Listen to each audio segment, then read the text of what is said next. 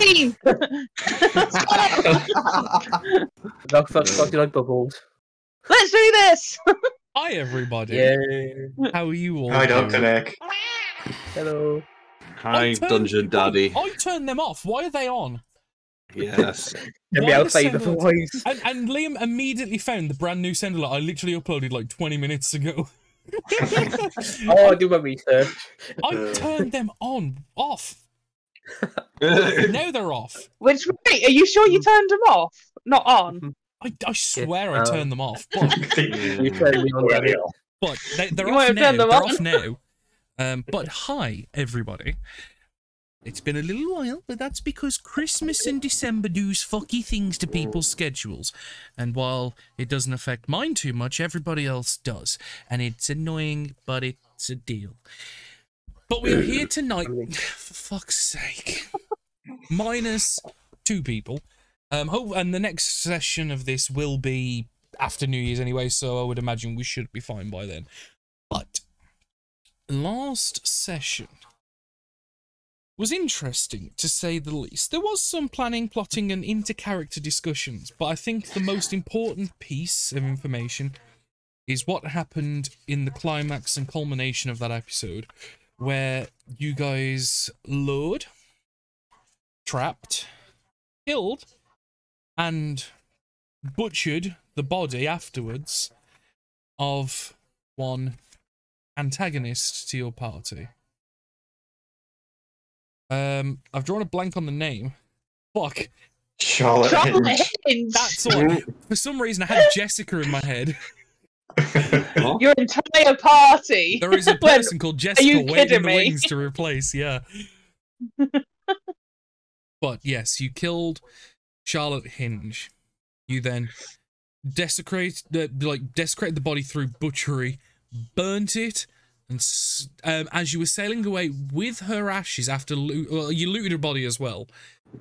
You sailed away with the ashes and, as I understood, spread like various clumps on just random pieces of the ocean. You were also semi-exiled from the Lone Spire, from the cleric that currently resides there. Told us the fuck off.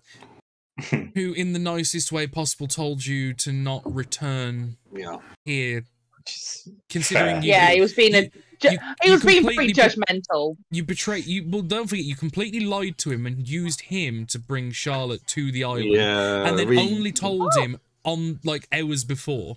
Yeah. He didn't tell us when Thalion was going to kill us. He didn't despite knowing that people have people had turned up and then never left. Okay. okay. Rosie and I was showing. Yeah, she is. I'm in character already. Can you feel the immersion? But whatever evil deeds you did aside, we're going to pick up the session with them as they have just sailed away. And what I have done, so you guys can see, and I explained to these guys, I've put a little boat token on the map of where the party ship is. Obviously, they have 2 ships. I'm not going to show them where the other ship is, the Wade's Rest, because they wouldn't have constant access to know. No. But I will at least, whatever ship you are currently occupying and travelling on, that token will be used to basically locate where you are. Hey. Just so we can keep an eye, and just so you guys can have an idea, okay, we're about halfway to where we're going, rather than you have to keep asking. At least it's visual, it's there, and the squares are measured to 15 miles a square, which is correct for the region. But we're going to start the session off with you guys all at the top deck of the ship, with the exception of the 2 that aren't here. They're going to go and have a sleep and just go into NPC shadow mode. We don't talk about those guys. At least not until they're here. Or Bruno. Or Bruno, yeah. Goddamn. You're not supposed to talk about him. What even about wedding day? As the Ottos quietly and diligently go about their work adjusting the sails, you're all on the top deck of the ship. The Call of Chaos, I believe you've named it. Call of Chaos, that's all. Sorry, I keep thinking the Storm's Lance, which is the original name, because I'd known that name a lot longer. I keep forgetting. What would you guys like to do? And also, where is your heading? Because all you told the Ottos to do was set sail. Leave. I think, well, Desire would be like, are we heading to Jacob now?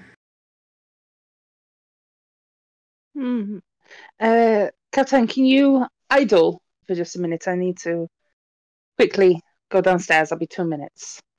Just, well, maybe 2 hours or 3 hours or something. I just need some time. Can you get them to idle?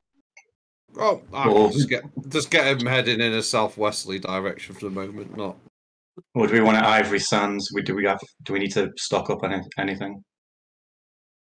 Maybe get to the point where you either have to turn to go Ivory Sands or turn to go to down there, and then we can make a decision. I'll get the boat to go southeast, basically southeast.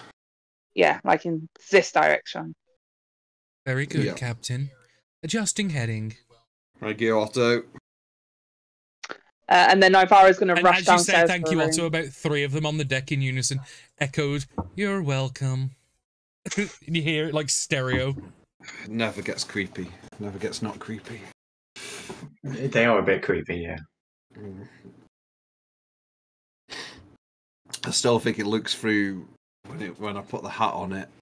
And they realise he said that with other people there, and he doesn't say, he just looks away. It's gone. I'll just say, she said, "Can you idle? I'm going to go downstairs," and then it's gone downstairs at that point. Okay. So, I'm assuming you're going down to your room stroke office. Yeah, and pulling out papers and doing some calculations and plotting and planning. Okay. So, right, I'm gonna. Matt, you're safe with me. Don't worry. This is right. Okay, we're going to the captain's quarters, not Feigned Black, because we're having a drink. Don't. Yeah. I know you. It's okay. He's eager. He's eager. He's holding your hands. Hands on the table at all times, guys. The hat's not on Otto. It's okay. It's all right. Otto can stay. And you'll just be something like, is she more intense than usual? She seems it, yeah. And yeah, something's going on. Did you know she's apparently she's a thief, which I only just found out. She's got a bit more history to her than I thought. I know she like people with authority. She had some weird relationship with it. She's also some kind of time. I call it a time weaver because she didn't say what she actually did, but she fucks with time. Some sort of agency. Library agency. I call them time weavers because I think that's a better name. I think we need to talk to her. And I wanted to kill Charlotte, but she really wanted to kill Charlotte and fucking do the next thing. No holds barred. It was kind of the plan, though. Yeah, it was. It just seemed more clinical than I put her for. Like, you know, that one magistrate who hangs pirates and seems to just do it very efficiently.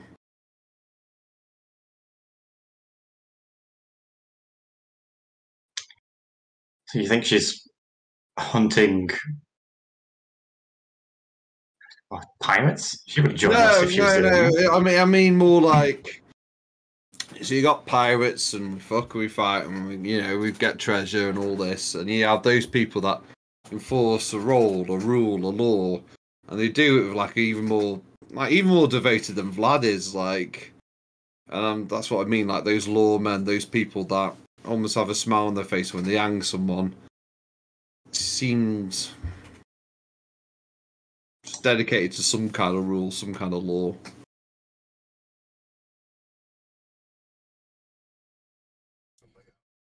That's just the vibe I'm getting. And he puts his, does his piratey hands up. Yeah.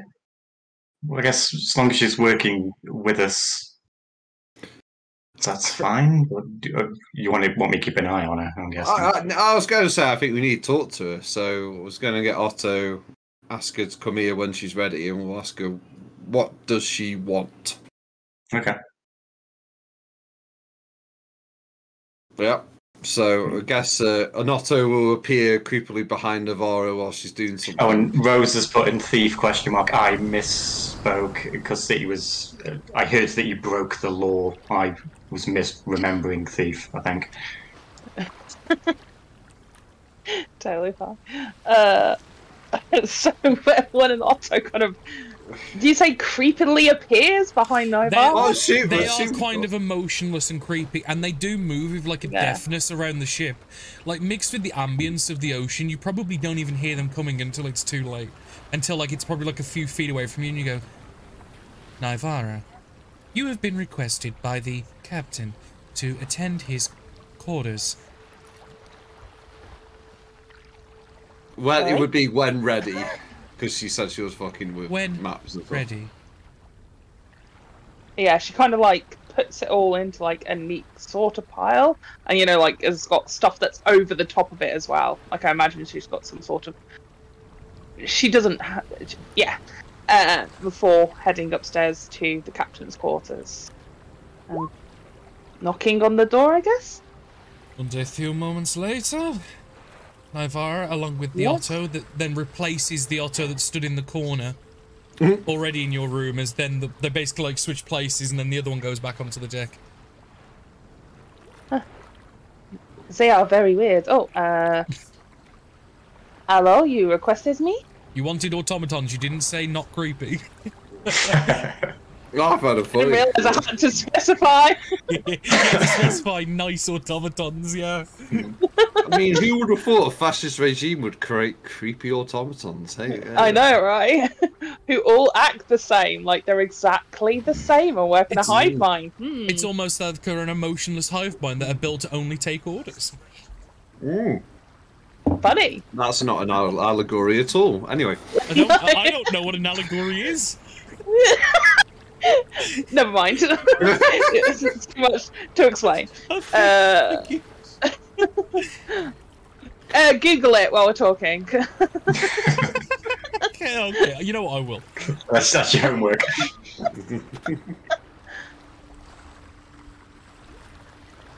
It's probably more metaphor or simile, but yeah. Okay. Allegory, I think, fits quite nicely in this case. Yeah, spot the English teacher. So I've asked you to come here because you seem very intense at the minute. I do? You obviously want something, so I kind of want to know what you want. And you seem, what's the word? You seem driven to very driven to a purpose. So kind of want to know what it is. Yeah. Oh. Okay. And she'll kind of side-eye Polar at this point. I assume they're just both sat around the table. Yeah, like, I'm just sat kind of relaxed. And Josiah will just like kick a chair like away from the table, and put like a drink on the open chair, like, you know, next to the table by the open chair.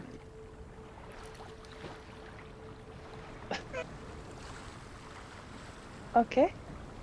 She'll kind of sit down a little bit and go, so, just so I understand, is this more of a chat or an interrogation? It seems a little forward of you to summon me to your quarters, Captain. I'll be honest with you, Navarro. You'll bullshit me if I go with this subtly, so I just want to know. Okay. But Paula was getting up and pouring drinks. This is kind of. I was thinking chat, but. Well, it's still a chat. I'm being direct because I'll get a 2-hour lecture or corner, but I just want answers. I feel like we're deep now. We've got enough blood on our hands and time together to share some truths. And I can trust you with my truth? I have to trust you. You'll have to trust me.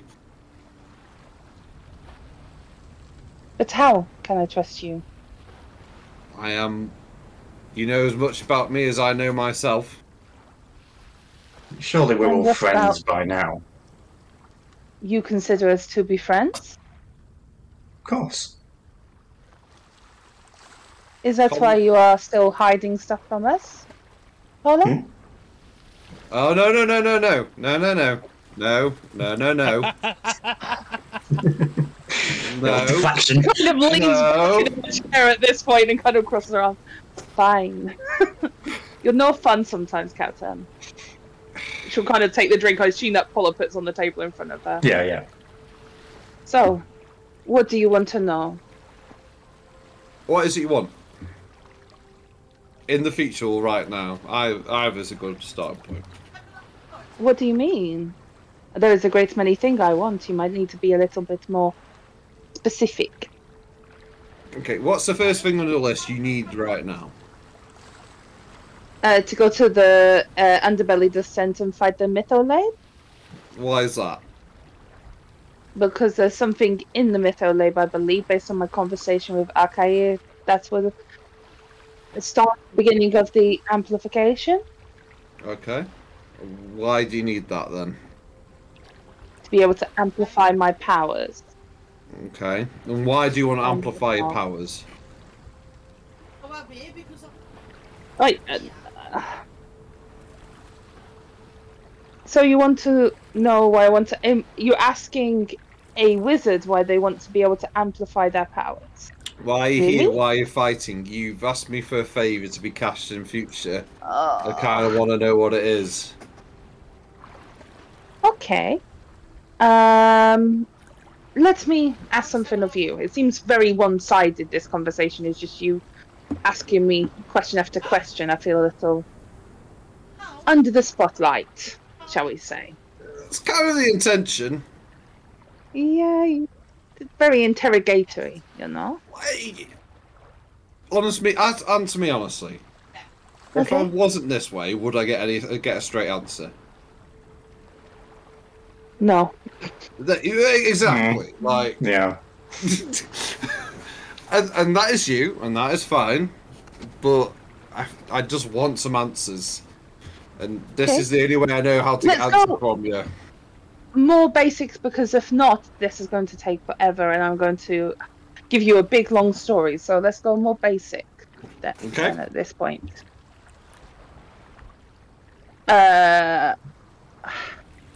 See, I can't tell you too much because you don't understand time magic. You've literally sat there looking at me with glazed eyes and went, "Oh, a fucking nerd." Well, no, well, okay. I got some of it. I got that time can get fucked up. There's a way that time needs to be, and you want to keep the time the way it needs to be. Is that right? Some of it is right. Some of it not. Well, what's the not right bit? Oh, sorry, Paula? I was just going to ask, like, well, how do you know what the right timelines and what's not? Where are you getting your information from? Okay. So, shall we do a slight thought experiment? You have the ability to... No, honestly, answer this honestly, completely. You have the ability to change the course of history. Okay. Would you? Well, it would depend. Exactly. You would need the right motivation, no? It would depend on the outcome of the future, yeah. Ah, incorrect. Oh. So, you don't know the complete correct outcome because of the fact of time does change with a little touch, Nudge. almost. Yeah, it only takes a little one, but you need the right motivation. That is what you were trying to figure out, is it not? What I'm trying to do? Well, part of it, yeah. So what's your motivation?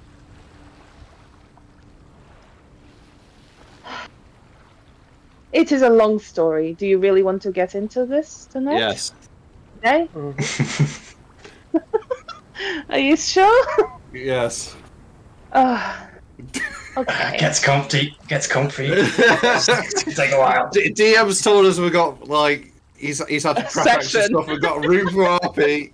Josiah wants to know. He's settling in with a rum. He wants to know. That's why I poured drinks. Yeah, she'll knock hers back and kind of be like, for another, like jangling a glass.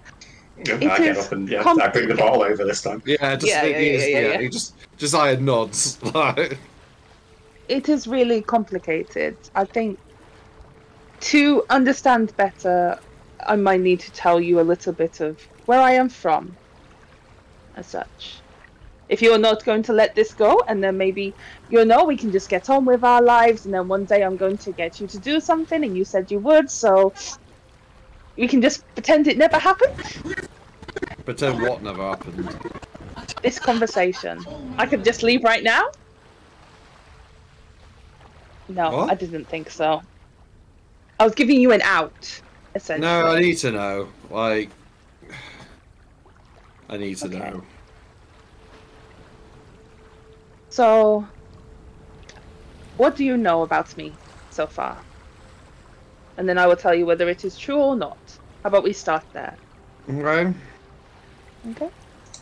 Alf wizard that works in a library, but the library thing don't make sense because then he also talks about being, and I think this is a cooler name than you called it, a time weaver.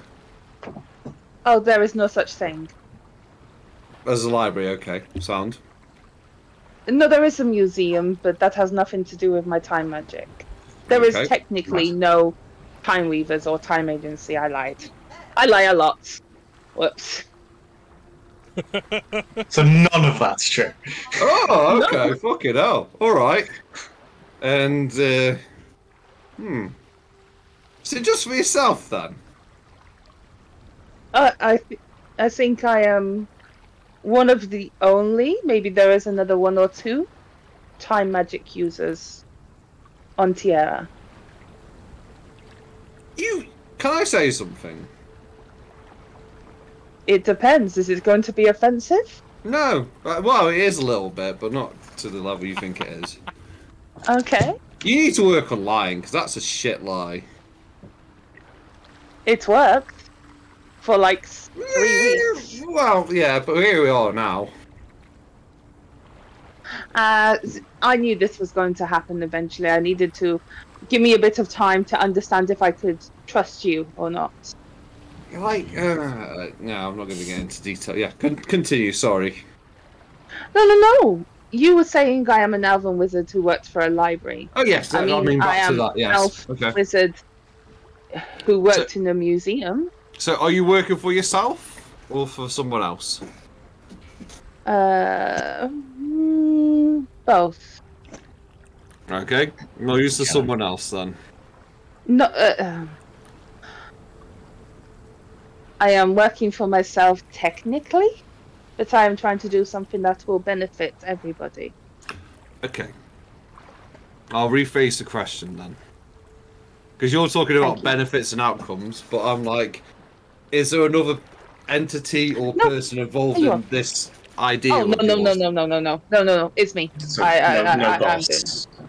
No boss, just me. Okay. What is the outcome you want then? To change the present. The present? Mm-hmm. Are you from the present? I'm sorry. Impossible?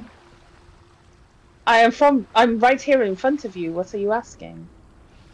Well, I want to go back. That was going to be my next question. Okay, there we go. To change Ding, the ding, present, ding. you'd have to go backwards. Because I met this monk one time, and he was like, "An action now changes the present." So I was like, "Right, okay." No, I can change time, so I want to go back. To do what? When? How? Yes, but Oh. let us go back. And I'm sorry, I'm going to keep us on path because this is going to lead to something and you have to understand a little bit. What else do you know about me? You don't like people in authority, especially men. I don't know if you hooked up with them. I know that for certain.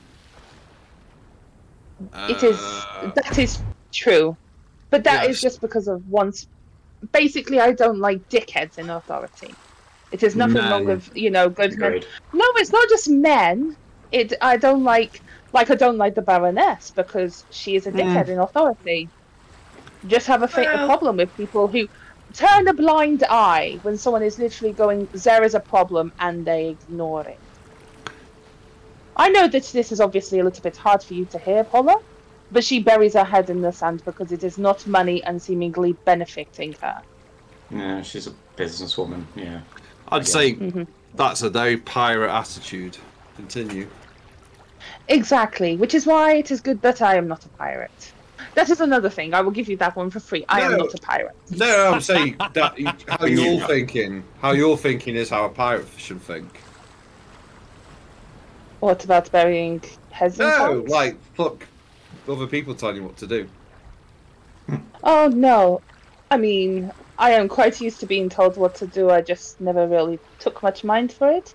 And then when I was going to be the person that told what people want to do, I didn't want to either. I just want to get along. And that did not happen. So, I am here now. Get into more detail. What do you mean? Who, what, where, why? To which part? I said quite. What is it you want to change? What's this present that you want that's different to how it is now? That is a very complicated question. I'm quite impressed, actually, Paula. Sorry? Wait. You got all these fucking battles and shit and kings in the past. Where the fuck do you want to go? What? I want to go back to the year. Oh, Christ, the year. Fucking hell. Oh, Christ.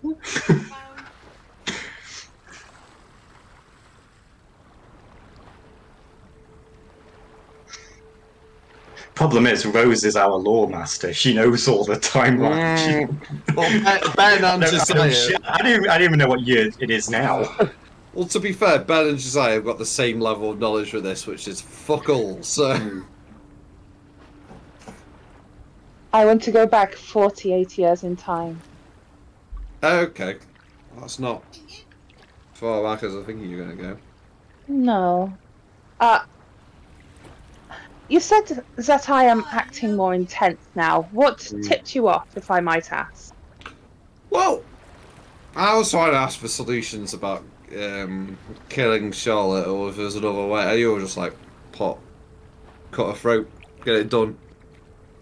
And I was saying to Paula, it's a certain character type I've seen before where someone's driven by a purpose or an ideology or a view, and you can just smelt of it.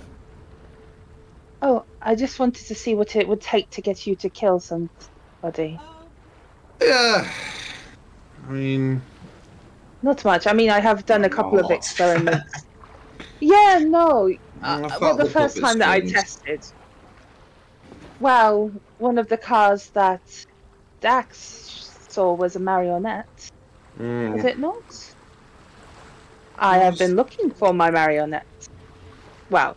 It sounds a little bit more sinister. That's bad laughing. No, I had 3 cards, as you all did. I had, well, not everybody. I think that sometimes has 2 cards. The artifact, the death, I believe. Was it death, Danny? I can't remember. Is it death? I can't. Should have written it. Lore Master shouldn't have written it down.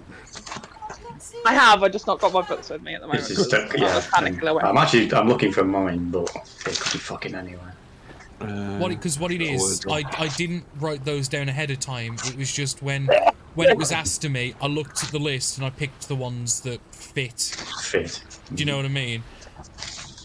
So I didn't have them written down, nor did I write them down when I said them. So the only way to find out would be is if you noted it or go and find it on YouTube.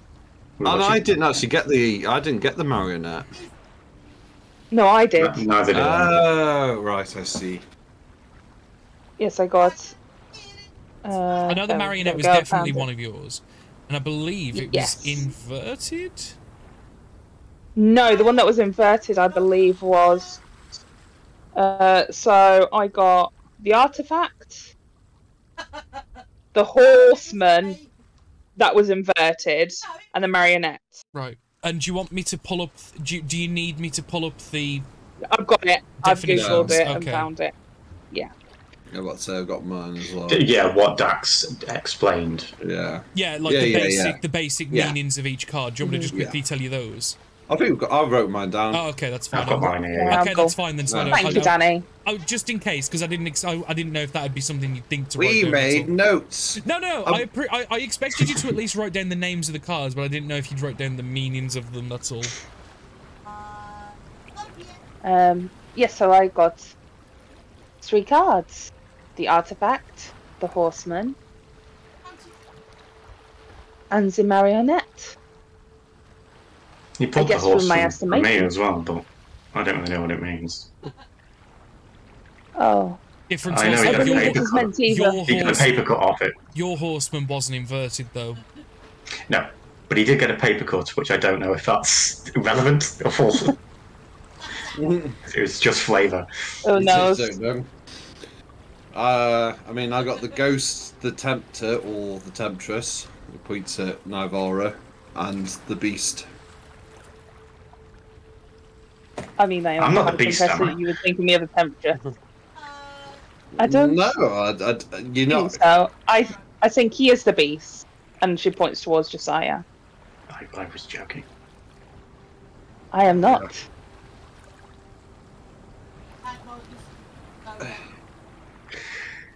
Isn't that all bollocks? It's just a card trick, isn't it? Oh Is it no, worth putting too much stock in it? Well, Josiah looks, and I guess he can probably do enough where he can flash his eyes like the goat, like devil eyes for a second. Yeah. And he's like, I don't know. What is? Remind me, Ben. What does the ability do with the eyes? I can detect invisibility, but I was just doing it for flavour, to be honest. It's like make a perception check. Oh shit! I thought that was right. I thought that was right. That's why I was asking. Oh shit! I've got to find my PDF. 2 seconds. Big old cat ladies behind us. Who's big is being sneaky little shit? Oh my god! I think it's magical disguises. It might be a scry. Yeah, I don't think it's actually seen invisibility. I think it's seen people who are illusionary, Let's have a look at that. I can't. I didn't get the PDF up because I'm like, this is a nice little RP session for a minute. Yeah, I didn't get my little PDF up. Yeah, if you hadn't have said it, I wouldn't have said anything. No. But you had to add the flavour and be special. Well, it's what makes these games tasty, so it is fine. Can't even tell them.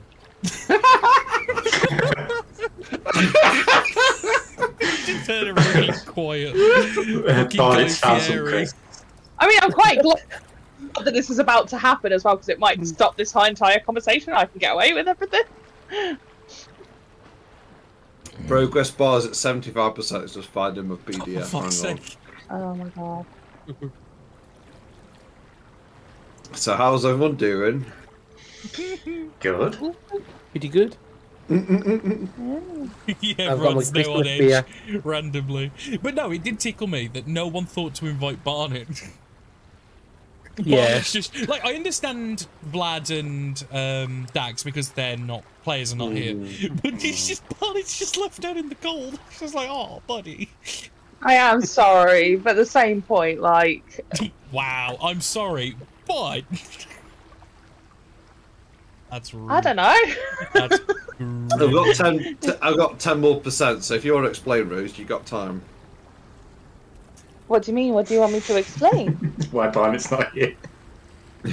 Oh, Barnet's not here because Nivara doesn't know if she can trust him or not. That's the reason why she's not invited him. You've only don't trusting forget, Novara, it wasn't the one that did the invites, it was Josiah. Exactly. Well, I think Josiah was just like, she's going to be slippery enough as she is. Like, more people... Oh yeah, she's going to deflect just more. try and... Stop talking. She's going to, like, ask other people questions, Yeah. they're not going to have the foresight to... I do want to point out as well, like, it sounds obvious, but I thought I would like to say it. Just because you the readings you got when you did what it might have changed. They are fully subject to change. Like it could be understood. You could have maybe kicked Fate's aim off a little bit, or you know what I mean, done things, or maybe you've completed one of the cards. Maybe like one of the things that it was like foreshadowing to has already happened, and you need another one. Do you know what I mean? The point being, I like, understand. It sounds obvious when I say it, but just in case. It might be worth maybe in the future having new readings if you think it's applicable. Obviously, like I was using it more as an explanation. I know. Yeah, the ding fries are done. Go on, Ben. Until the end of your next turn, you know the location of creatures within 60 feet using magic to hide or disguise themselves. Okay, I'm gonna make a perception check. I just know the location. Oh, right.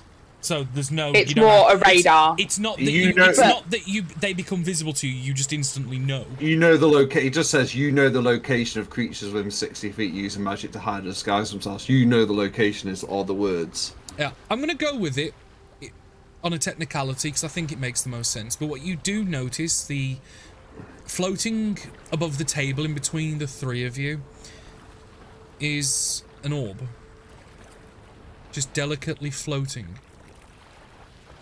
I think how I've interpreted it, I think it's like I just know something's there. I don't think I can see it. I just know there's something hidden. Also, there, yeah. if it's a scrying orb, that isn't hiding or illusionary, so it wouldn't work, right?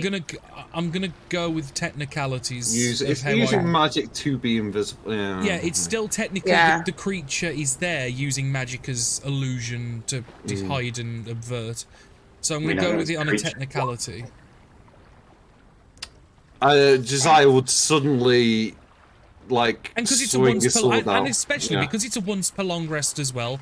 It's not like it can be abused too much. It's a charisma modifier, so I think I get as many as my charisma modifier. But yes, I'll just post it in chats or so. Oh yeah, you can use the yeah. I mean that's fine. Yeah. So you'll pull out his rapier and like just try and randomly stab in the air at it.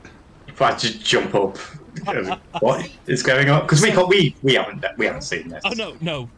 So like as Nivara's talking about the card reading and is about to start explaining, Josiah you watch as Josiah literally just flashes his eyes as he's in conversation, and then like you see him jump up, grab his rapier, and just start slashing and hacking. I think what he was saying, he was trying to say was just like something along the lines of I don't know what reality more is because I've got powers like this, and then his eyes flash like the devil, but then you see his eyes immediately go into a frenzy.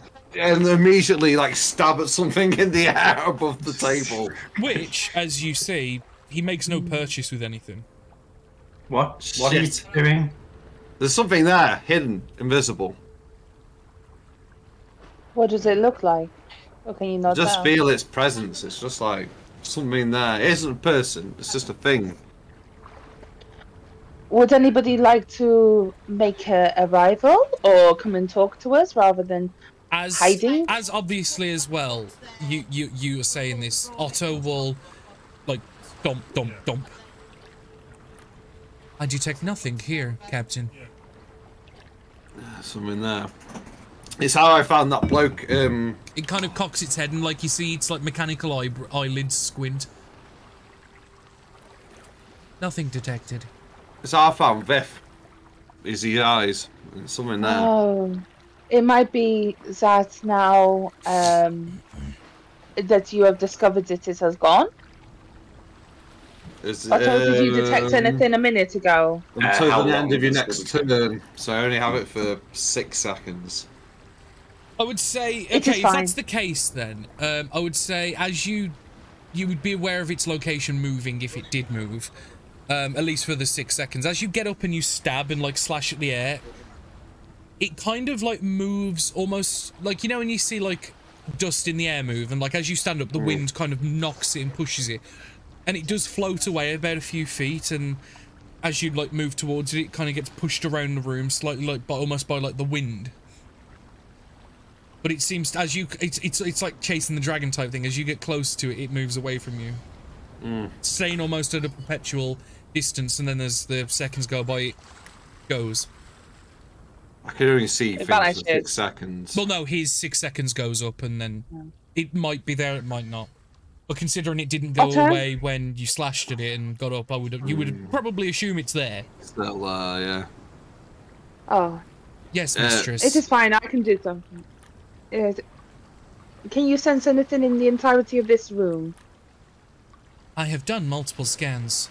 When the captain pointed out something present, I have detected 0 life forms. It's not alive. Shouldn't there be 3? Magical signatures. There should at least be 3 in this room. I have no ability to detect magical signatures or any magical abilities. Oh, this conversation's over until we can figure out we're alone again. Oh, just give me a minute, and she's going to cast... well, actually give me 11 minutes, technically, and I'm going to build a tiny hat. Yeah. I'm going to ritual just I'll just pour himself a drink and just sit there, like, staring above the table for 11 minutes. And no magic can pass through it, so yeah, get fucked. Little orb. It's not going to get trapped inside, though, is it? No, I believe. Will it get pushed out? All other characters and objects are barred from passing through it, so spells and other magical effects can't extend through the dome or be cast through it. I'm assuming that I can choose. Does that make sense? Danny? Say it again, sorry. So I'm assuming that with Tiny Hut, I can basically, it's like my space. I can choose if there's anything in it or not. Let me have a quick look at the characters. Yeah, what it is, yeah, because you might just be trapping it in. If it's a boundary, or is it a zone? Right, spells and other effects can't extend through the dome. So the way I would understand that is if someone outside the dome is casting a spell to be affected inside the dome, that is classed as passing through, which it cannot do under the spell. So if even if the orb was inside the hut when you cast it, it would be forced out because it can't pass through. Yeah. It would be cut off. Cool. Yeah, so even if you did trap it inside, it would be cut off. It would be forced out because no spell can pass through. The only way a scry would work inside a Leomund's tiny hut is if the caster was also inside, which wouldn't make sense. Yeah. Because to be able to perpetuate that orb inside the hut, it has to be brought from somewhere else that is not here. Does that make sense? Yeah. Explain that in a really roundabout way of saying you're good. Thank you. But I want to be specific, so like it might happen again. Yeah, basically, it's going to go completely like black. It can't see in. We can see each other inside. It's just it can't see in. It's gone void space for it. Worst case scenario, it'd probably be forced outside the hut and then just lingering out there, but it can't go in. Yeah, and obviously you can change it what gives it looks us a bit of vibe. Yeah, so it's like it's a black void for it. It can't see in. I do believe though sound passes through. I believe so. But it won't be able to see you guys. That wasn't the issue. What's 10 feet? Okay. Can you do something? What's the size? I can't know. Oh, we know that Prescott's watching us. Let's be honest.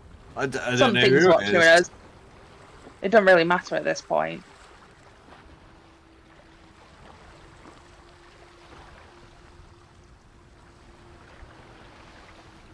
I don't have the ability to detect magic or see where that is from. We're just going to have to like it or lump it at this point. She's saying from like it's. I'm guessing it's gone over the top of the table that she's still sitting there. You don't know. So, no, she's in. She's got to stay in. Oh no, what I meant by is you don't know where the orb is now because 6 seconds went. No, but it would if it was in. It wouldn't be able to. It wouldn't work. The spell that it was, whatever it was doing, wouldn't work anymore. Room. Yeah. You said that passing through. So if it's in, it can't be working because of the passing through, right? I am going to use another one of my. So this is after the hut's been summoned and stuff. So after 10 minutes, you're gonna check, see if it's still inside. Yeah, I'm just going to use my hell sight again. See Yes. if anything 60 feet is. No, gone. Nothing I think there. it's gone.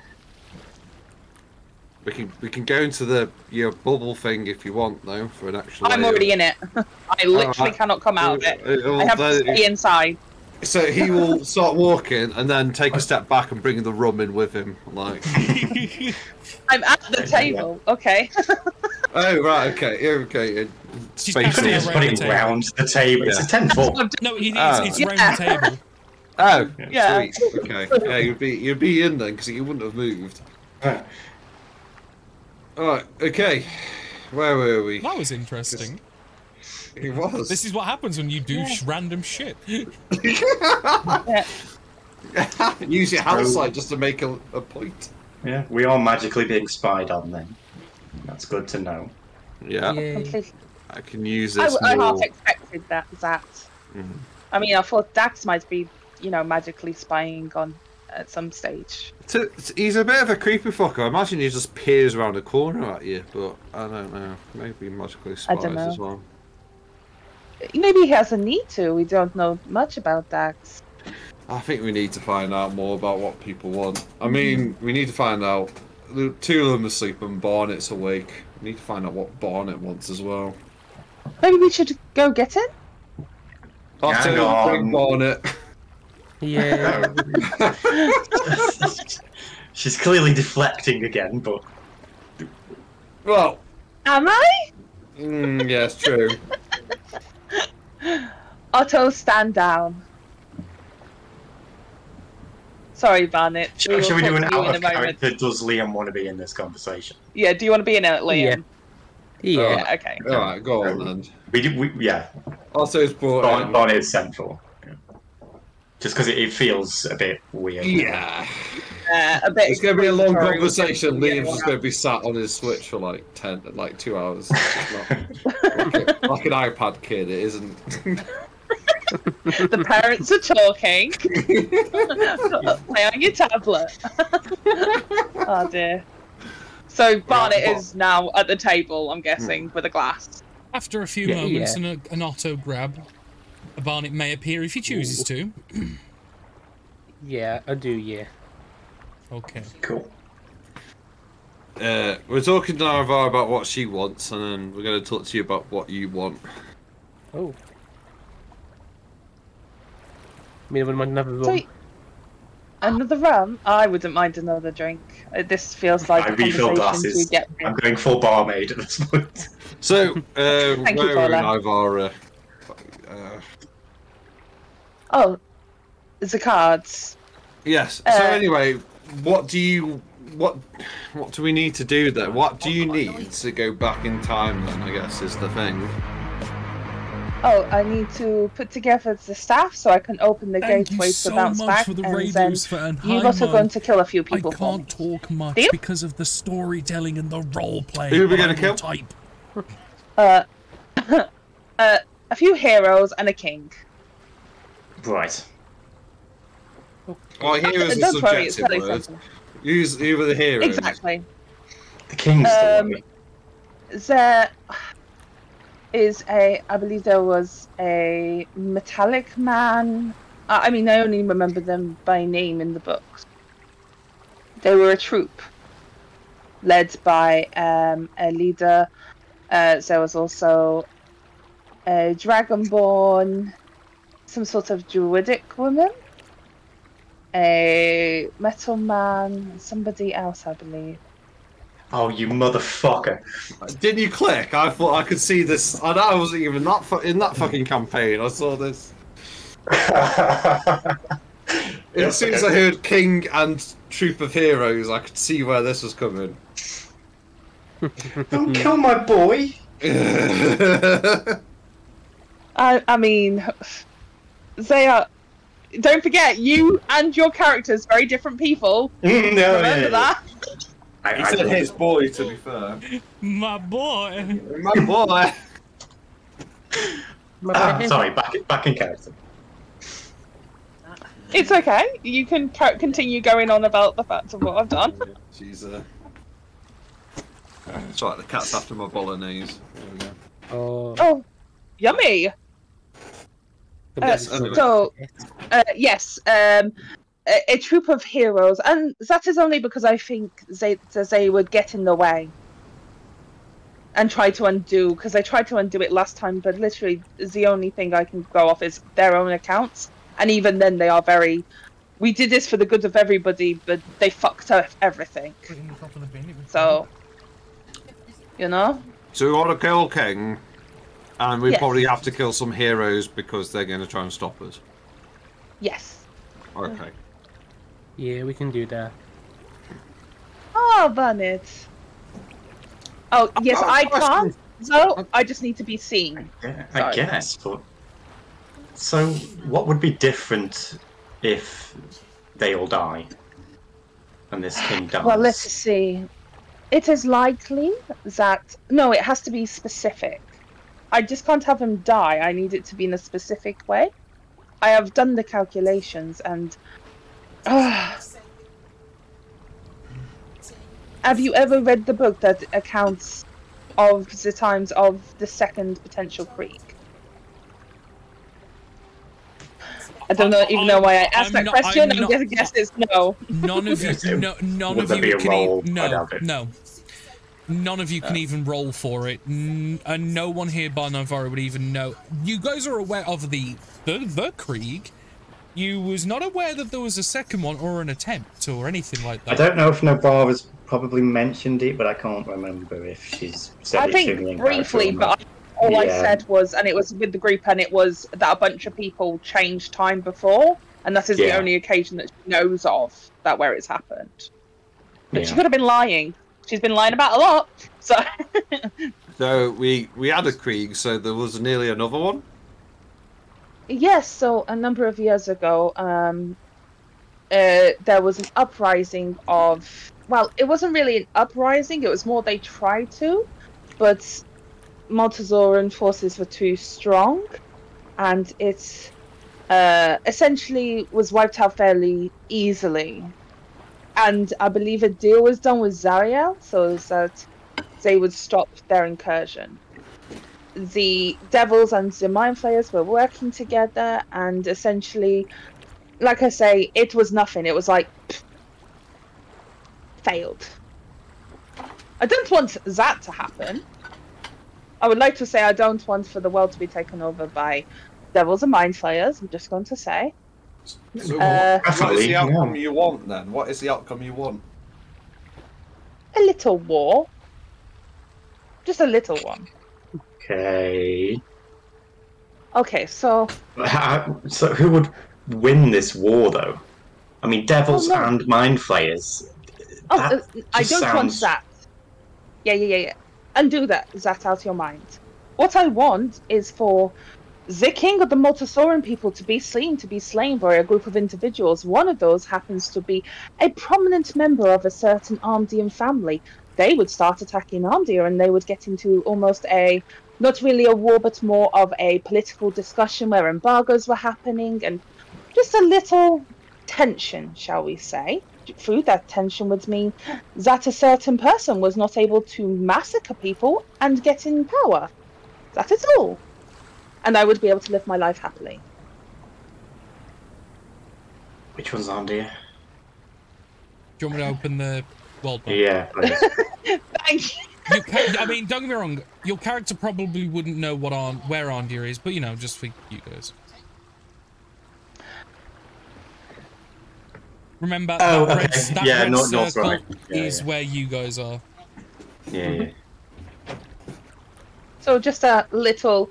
It would be more so probably that through the death of the king there would be increased spycraft, there wouldn't be the civil war because the brothers would actually be like, oh, we are being invaded, rather than thinking that they needed to fight amongst themselves, which would then allow for the Krieg to come in. This is all based on the accounts of a group of heroes that we need to kill because they will get involved. Because last time they went, oh, we're just going to stop it by making sure the king never died, which then meant Ardia's forces. Well, the time of prosperity eventually leads to people becoming bored and thinking that they could kill people that were in prominent things of power and change everything. It is not good. So we're going to stop it. So, did a massacre happen and your family was involved then?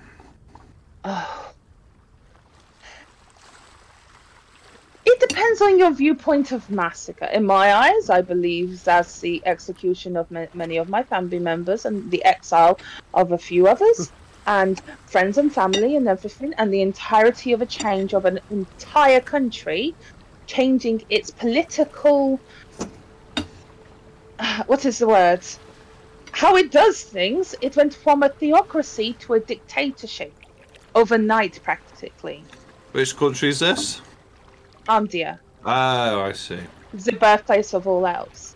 Once they killed my grandparent, I had to do something. So, well, originally, I spent about 20 years feeding information to the resistance as Camus took more and more control until he is now the leader of Ardia. He's a fucking asshole is what he is, but that is a different story. Why don't we just go and kill him then, rather than... See, that would be easy, but then all my family are still dead, and I'm still fucked up. I would rather never getting into a relationship with him, never having to spend 20 years. I want to undo my life. It has been horrible. Oh, were you... Oh, I see now. Oh, how much do you know about Armdian culture? We're getting rather deep now, so it's up to you if you want to continue nothing, but I would like to know. It is... originally, it was a theological society ruled by a high priestess and a grand marshal. The two of them would look after both the well-being and the protection of the Armdian people. Which was not only just high elves, but also halflings, the giant folk. It was a beautiful nation. And then the high priestess and the grand marshal were getting older and older, and they summoned some of us home to take part in the trials.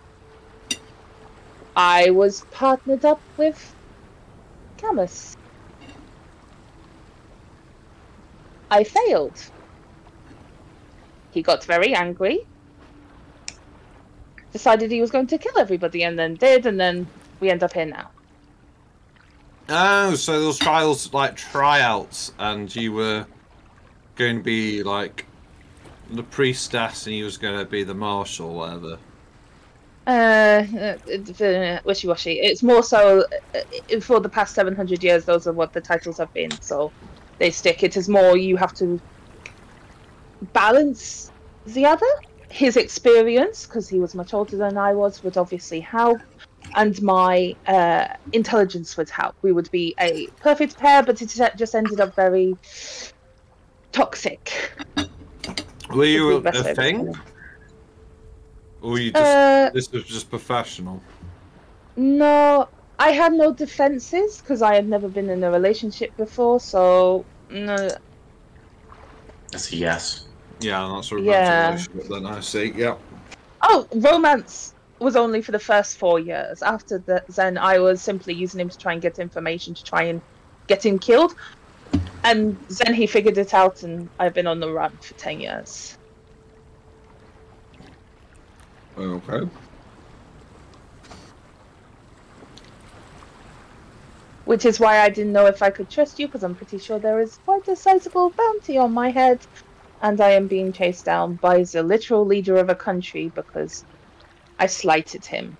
Well, I am being chased down by the leaders of a country because of this fucking boat now, so... Yes. Yes. Which is why I lied to you about who I am, where I am from, my name, everything. I just didn't know who I was.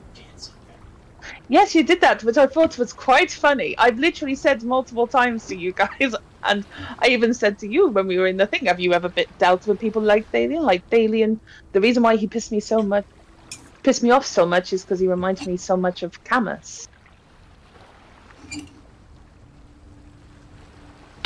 So, to be honest, and this is going to make it sound like he isn't really that bad of a guy, Camus Leach appreciated me for what I was and wanted me to continue on my powers. This is probably why I fell for him so fast when I was younger.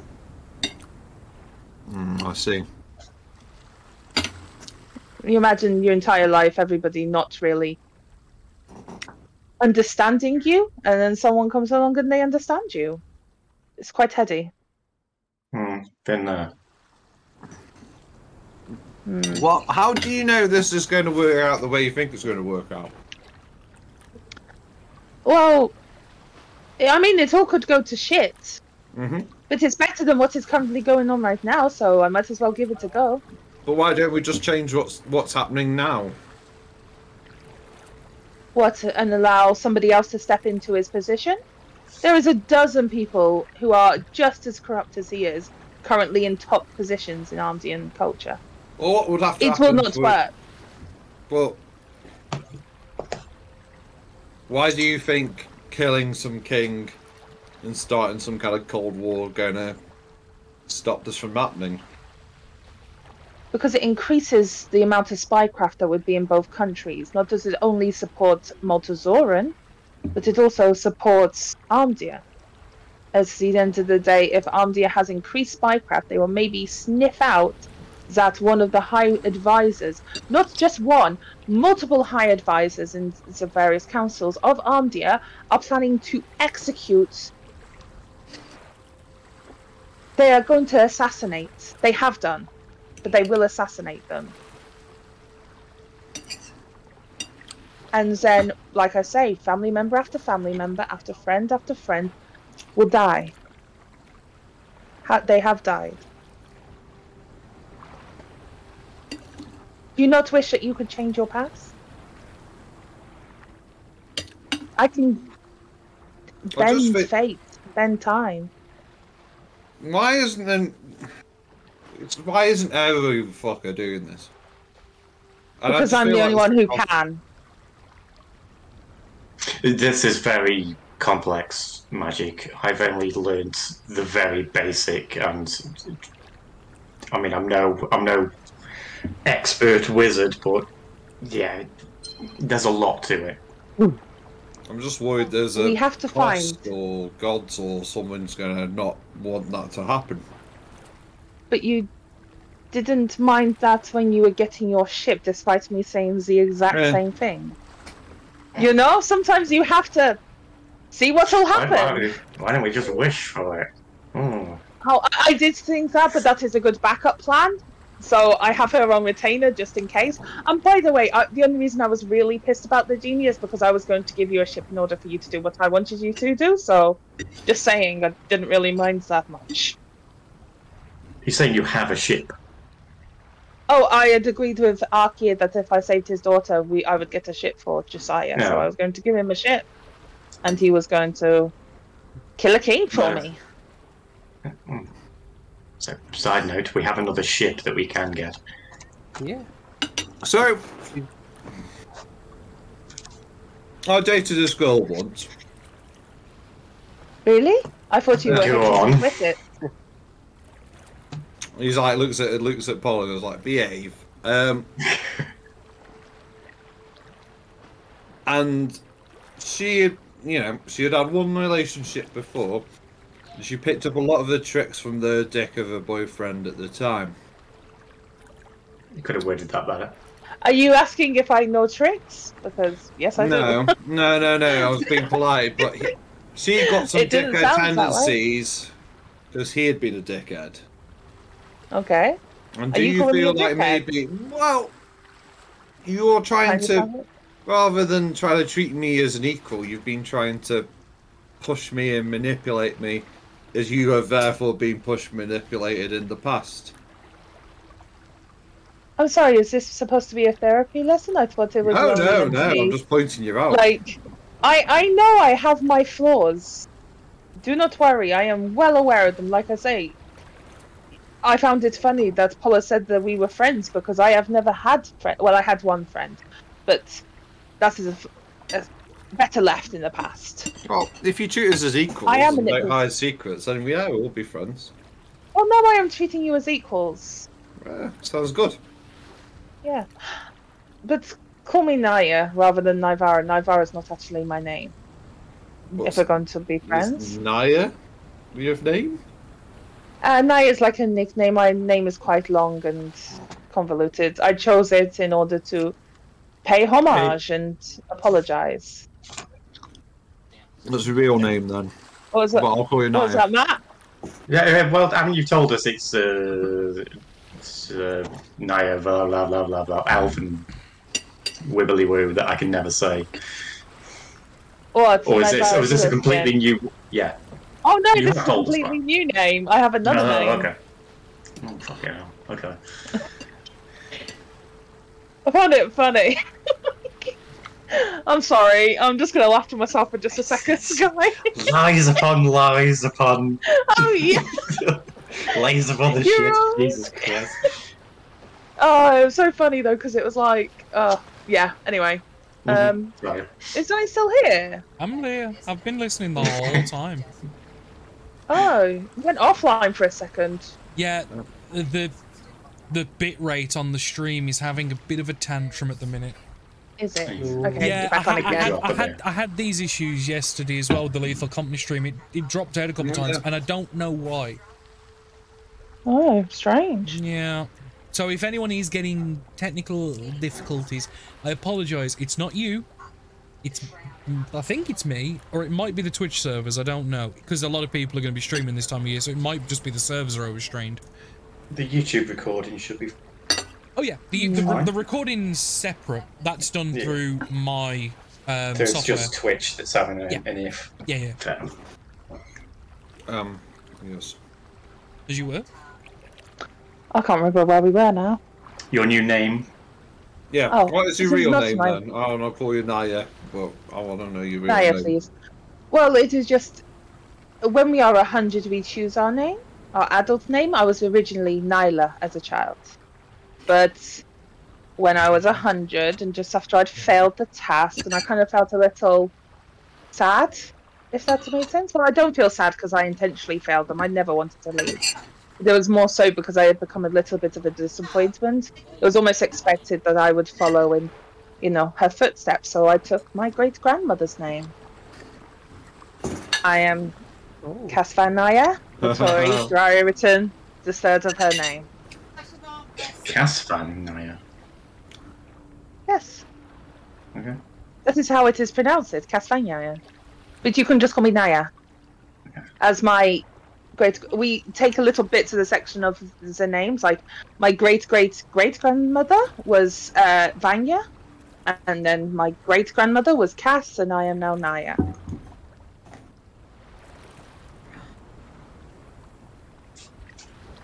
So you can just call me Nyla. Naya. Or you can call me Nivara, I don't really care. I chose a name that would sound familiar to me so I could hopefully pick it up. I think Vara sounds better. But Vara is not my name. No, Vara. You went oh, hang on. Yeah. Yeah, there you go. I am sorry for lying to you and manipulating you. I didn't know what else to do.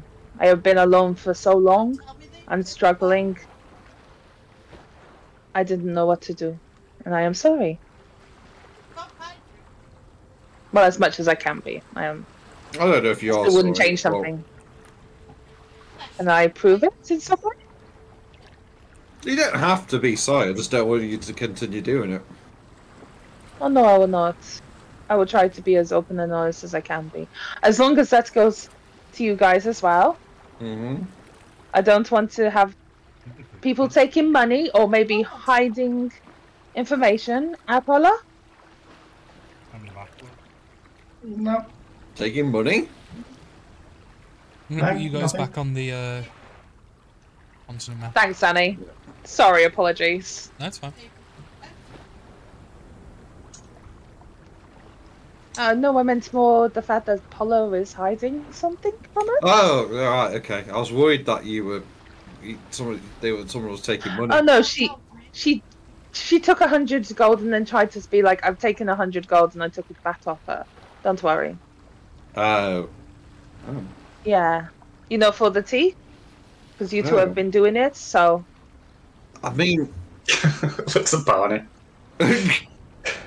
Oh, sorry. I apologize. I mean, it doesn't seem like it is anything. It just seems like people blowing off steam. What do you mind? No, I mean, 100 gold. How? Jesus Christ! That'd be a husk. I wanted pocket money, and I wanted to go buy it on my own without having to explain. Anyway. Oh. So we're gonna. I find it funny that you two are so embarrassed by this. You were like, "Oh, pirates! You fuck all day long," and now you are blushing because. There's other people. I was more laughing at the 100 gold's worth as well. I was laughing at, but. Oh, I know. Yeah, that is what I tried to say. We have 20 on board the ship, or do we technically have 19 now, Paula? Yes. We have. We have tea. 19. So what's Paul hiding then? Well, the fact that either you are. Is it your mother, your lover, or your sister or cousin? Who is the Baroness? To you. Employer. Try again. She is. So, do all your family members employ each other, or is it just you and her? No relation. Well, that's the biggest deep of horse shit I have heard. It is obvious. I mean, how else would you? You literally have managed to do something that she has not allowed anybody else. She seems to favor you in some way. There is no doubt about it that you are more to her than just an employee. She didn't. We are being trustworthy. She didn't deny lover. He raised an eyebrow. No. I mean, she is very attractive. Would you not? Yeah, I would. Yeah, but no. What, you would sleep with the Baroness? I mean, she is known for her ample generosity. Assets, yeah. Well, I'm her spy. She has a lot of political sway. Where do you think she got all that information from? Gesture to myself. Yes, so...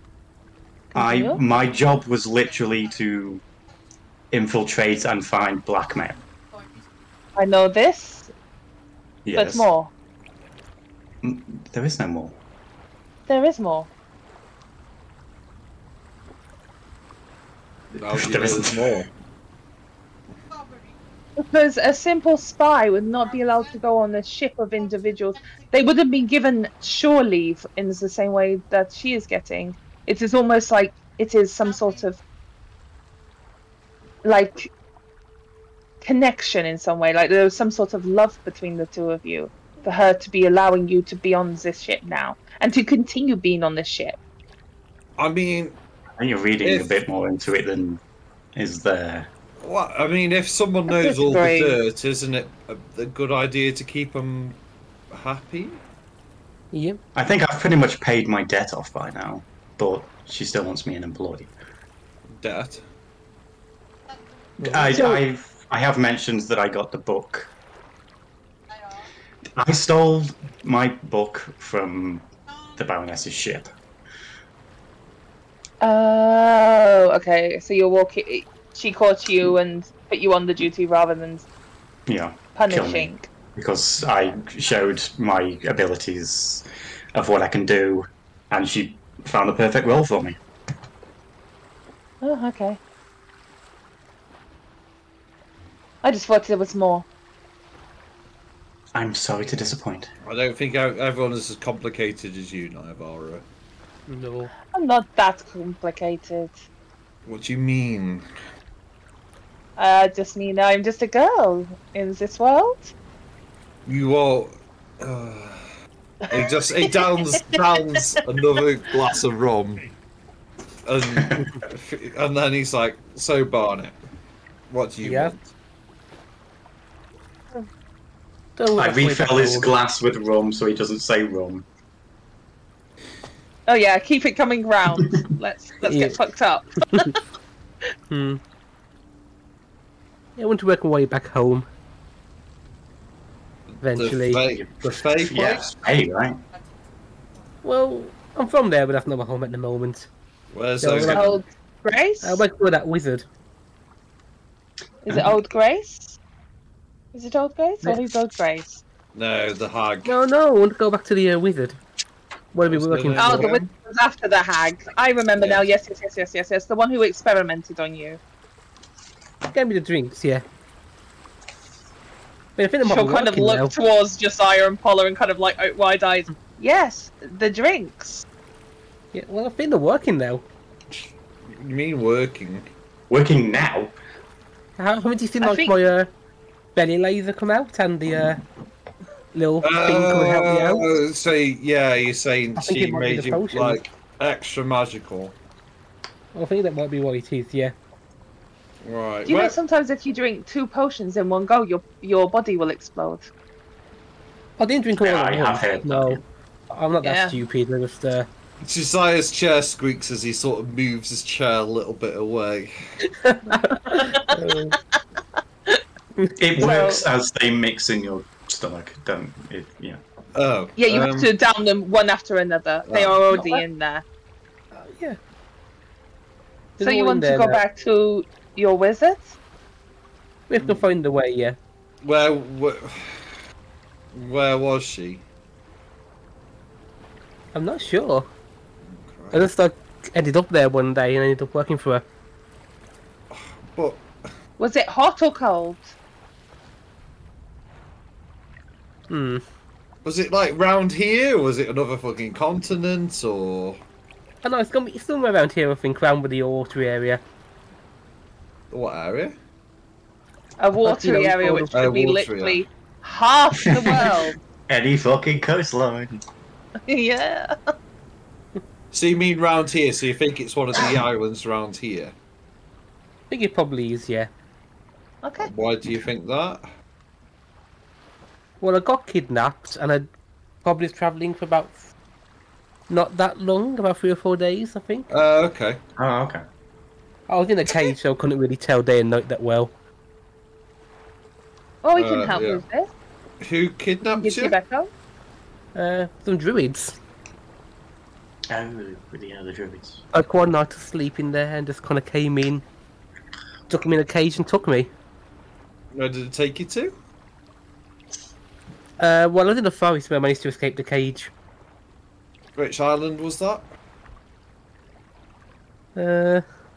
Good question. You're asking a lot there. Okay. There's a lot of foresty islands. How did you get to the Ivory Sands when we first met you? How did you get there? Well, as we're travelling, I only been to that point. Oh, so we can't even use that as a pinpoint. How long had you been kidnapped for? How long was in the cage, or how long since I've been Yes. kidnapped? How long were you in the Both, I'd cage? say. Yeah, both works. It's probably a few days. Okay. But, So I anywhere, then. It was a few days in the cage. Yeah. Yeah, travelling. And you've And been then he wandering a broke few free. days. Yeah. And then he'd been wandering a few days, and then that was a bit of a while ago, so he had been travelling around a lot. Yeah. Was it to the east or to the west? Can you remember? I can't remember, no. I mean, I'm wouldn't gonna know. cut this short. Fair enough. Yeah. Just because it's going in circles a little bit now, Yeah. and Yeah. Okay. you guys have a date with Destiny ahead of you. Conversations do carry on about where Barnett's from and maybe like some of the things that Barnett wants to do. And obviously at future points, we can re-dig into Nivara a little bit more, because I'm sure there's probably other questions that Polar and Josiah have. But over the next couple days, maybe more, you start making your way to the underbelly descent once more. Put you guys on the map. Ready? Do you still approach on the same... I will say... Go on. Sorry? Go on. No, it's fine if you're skipping us right there. That's fine. I am a little bit, yeah, because it's right. It's been an hour, and there is a few things that we need to cover. And it was getting a little rambly. That's the only reason why I cut it off. Because because we were going round in circles with. Because it was getting a little rambly. Yeah, I felt you guys were running out of steam. Hi, Han. How you doing? That's all. I would if it was carrying on in a trajectory, I would have left it be. It was just getting a little rambly. That's all. And obviously, it was more so give just how traction. to end it. If that makes sense. Yeah, that's fine. Give you guys traction. That's all. Thank you, Han, for the sub. I appreciate it.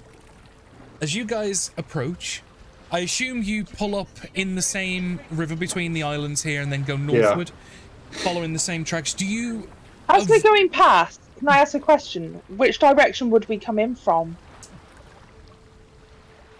Because I would like to say we never got there. Wait, can we undo? Because we weren't ever going to move from where we were. We weren't going to the underbelly descent via there. We were going to use the cube. Oh, you do have the port pad. The stone. The cube. Yeah. Because you have it at the genie's gaff, didn't you? Mm-hmm. Okay, that's fine. Okay, that's fine then. Yeah. We'll change it to doing that. We're going to leave the ship where we'll go to Lone Spire. Yeah, the ship stays where it is. Pop over. Mm-hmm. So the ship. Thank you. Sorry. No, that's fine. The ship is probably traveling backwards and forwards. The ship is probably 20-30 miles away from the dock at Lone Spire that you left. Cool. You guys, I'd imagine you're going to do a long rest before you go, so have the night. Yes. Well, I assume we get. I think Nybera gets a little drunk on the first night, at least. Will get a little drunk because she revealed a lot of stuff that she's not quite comfortable with, but never mind.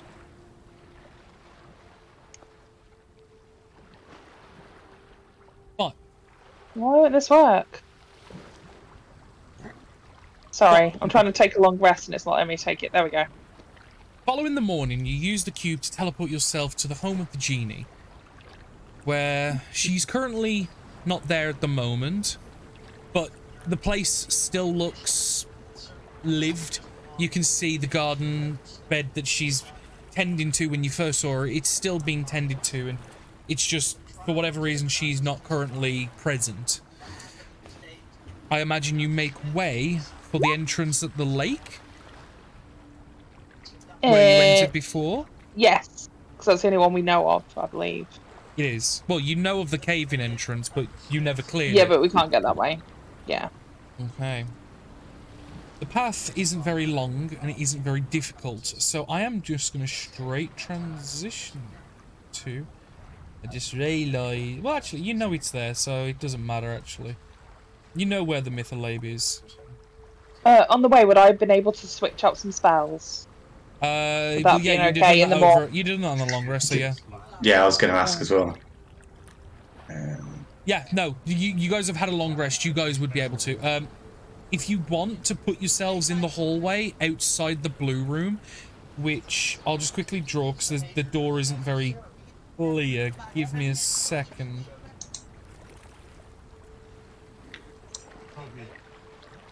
There's the door. If you want to put yourselves outside there, because you sealed the Mytholabe in the last time you were here, in this ritual room where you heard the sounds of combat. You guys never investigated, you never intervened in any way. The map is misaligned slightly, but that's because this was not the original map. Yeah. I had to grab the old map and slap it back on a thingy, so it's not lined up, but it doesn't matter. On the way there, I would have cast Mage Armor on myself. I'm remembering to do that this time. And a Gift of Alacrity is going to go on our captain. Okay.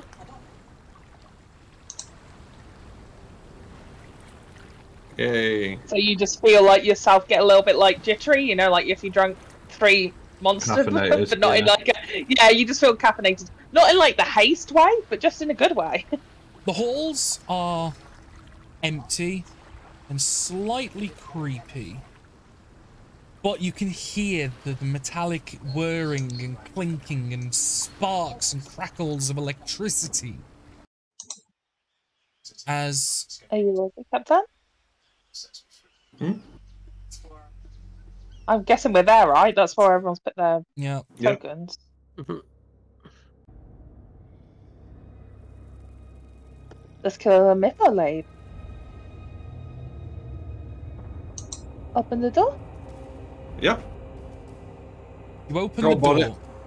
You open the door and you see this spherical creature with these large tendril blades whirring around. You see the large, deep gouge marks now buried into the walls and the pillars of this room, similar to the storage room that you saw before. But something's different. You notice that the large crystal at the center of the Mytholabe, where before it was glowing and perpetuating with a slight hum, now hisses and crackles, and you can see deep gouges and cracks. Its color has gone from this light lavender to a dark, bright green. You can see portions of its metallic structure have augmentated and twisted. The creature is not quite how you remember it being, and it is going to be instant initiative. Allow me to clear it before, because while this creature like probably isn't fully aware of your presence, it is always hostile. With attack. It's perpetual motion.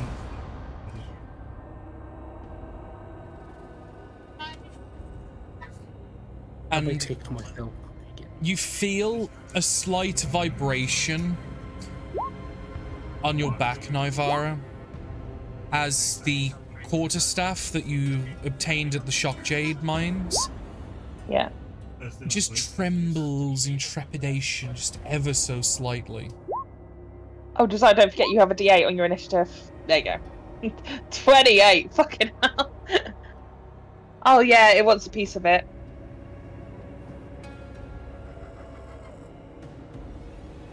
Just try and remember if there's any other places that we've been to. I'm sure there will be. I'll have to rewatch everything. Well, just think of places of great power. Yeah. But top of the initiative order, top of the morning to you, Josiah. Okay. You are first as this whirring death machine. It goes 15, 20, 25, as 30. Hang on, go back one space. Alright. As you step there, it's whirling spherical, like, it's not, whereas it was spinning before on like a, it had like an axis that balanced itself, it's very disorientated and jarring, and it's going to use its reaction as you've entered its threat range to make an attack of opportunity. Alright. It can't yet, can it? Because it hasn't had a turn. Different ability. Or does it get one at the beginning? Oh. It's got a new ability called Erratic Form. Creatures now provoke attacks of opportunity by entering the range of the Mytholabe. But reacting like this causes the attack to be at disadvantage because it is so erratic and wild. Right. Okay. I just didn't think you had a reaction until you had your first turn, but that might be just me. No. You have, like, the reaction wasn't used before initiative, so it is there. It might only be if it's as long as you're not surprised, kind of deal. Yeah, maybe. Yeah, if you're surprised. Okay. So 4 plus 9, I'm assuming a 13 does not hit. Nope. Very well. As it wildly like swings, it's not like it's choosing to make an attack of opportunity against you. It's more essentially like it's a consequence. It's a consequence. Yeah, it's kind of forced to use it because of just how off kilter and reactory it is. It's not great. You also notice as you enter within like range to it as well, you feel like a chill in the air around it, and now you've entered the range, you can notice like this like misty hue around it, and it just leaves this sour taste in your mouth. It's not good. You noticed at probably about the 10-foot mark. This thing's fucking weird. It's even weirder, and he'll try Yeah, and stab it's- it. Well, actually, Yeah? pirate PP, then stab. Okay, you're gonna use your PP, then stab it. The stabbing. We know you does are hit. not a pirate anymore. Why is is it all about pirate. PCs with you? Pirate, he's just other things as I well. know that pirate isn't your class, shall we say. Yeah. Like I say, I've Very got a well. backup character that's... go Very on. well. I used my baleful interdiction. It's still got dick. Yeah, I'll tell you, it's still got. You can't escape it. It's still got dick in the titles. This campaign is so thirsty! Right. 19 Yes. does hit. Okay. 9 points of that, and then I'll put a pop and do 2d6 for my baleful interdiction. Oof. Shit. 2d6, just normal damage extra. Is it like sneak attack? Necrotic. Necrotic, okay. Okay.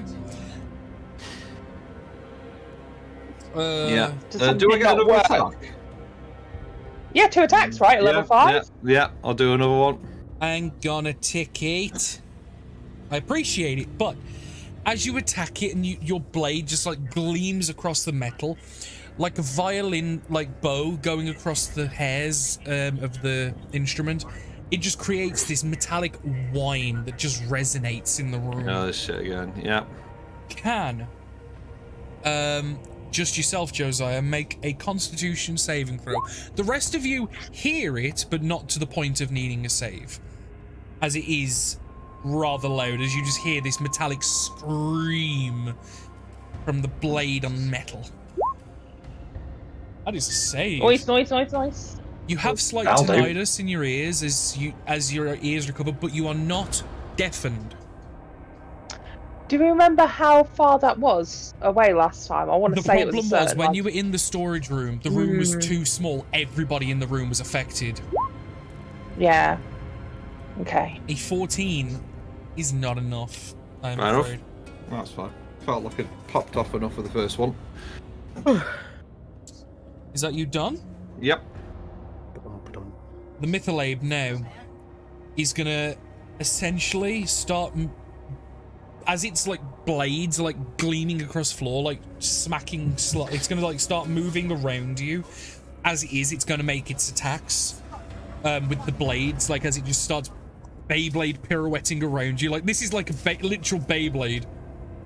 As the first attack comes in, that is a 26. I know it sounds stupid, double checking, but you have a ridiculous AC, so it is fair. 20, yeah. Oh, is it 20? I thought it was 22 for some reason. No. Okay, that first attack hits, and it deals 13 points of piercing damage. You remember that the Mythalabe as well, for those that fought it before, did have like almost like smite damage on top, but you notice that in its current form, you're kind of like bracing the impact, ready for that extra pump of damage that doesn't come. Obviously, whatever thing it fought in this room when you guys left it to its devices has seriously damaged and mutated this thing, as it makes its second attack, which is even better. I'm just double checking. I can't see it, can I? Because of where I am at the moment. I'm guessing no, Polar can. I can't. Bonnet and Polar can. You can hear it. Yeah. As its second attack does 6 points of slashing damage, and its third and final attack. Hang on. What? Oh yeah, that's fine. No, that's fine. Its third and final attack is a natty 20. And I believe Nivara has to see it to nullify it. I can't see it. Only Polar and... I'm just double checking. Is your ability you have? Oh, is this Silvery Bobs? Silvery Bobs, yeah. Yeah, I'll pop Silvery Bobs. Okay. I was double checking. Please, thank you. I believe you need to see it. That's all. That's why I was checking. Oh, yeah. Okay, so Silvery Bobs, that reroll into a 7, which is a 15, which is a miss. No, 16, which is a miss. So what's the second attack damage, sorry? 6. Yeah, 6. Okay. It was a 13 and a 6. It's one. Obviously, for mechanics, it's 1d8 plus 5. Yeah, don't worry, Polar. I'll move in so I can see things. I just can't use any of my cool, changey shit if I'm not able to see it. But as it continues like its turn, it ends itself here as it like starts whirring around you, like dancing on the plinth that's in the center of the room, and then like drops off it just slightly. As it ends its turn, Polar, it is now your turn. Yeah. Pop my head around. All I can really do is Ray of Frost. 12. Unfortunately, as you fire the ray and it shoots forward, one of the blades unknowingly catches it and basically cuts it and deflects it in its path, and it just shoots and just hits off one of the walls.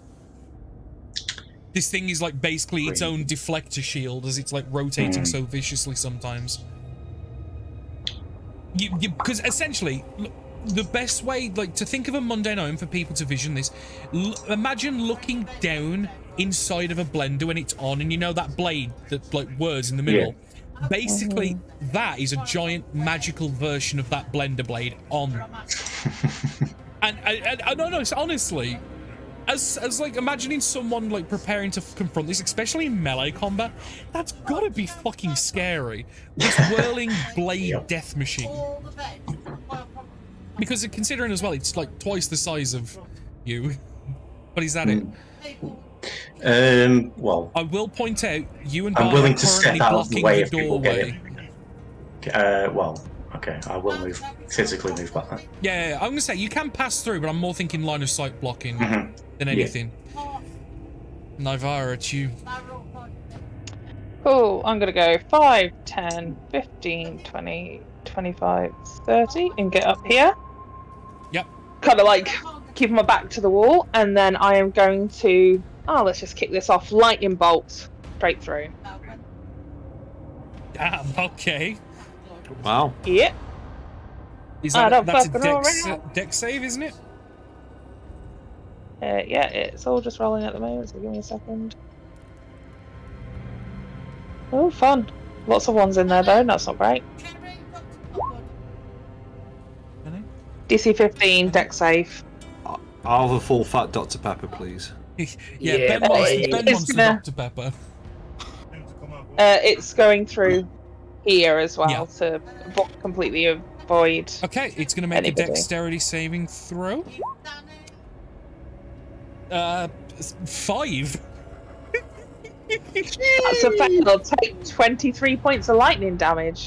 Gee. Damn.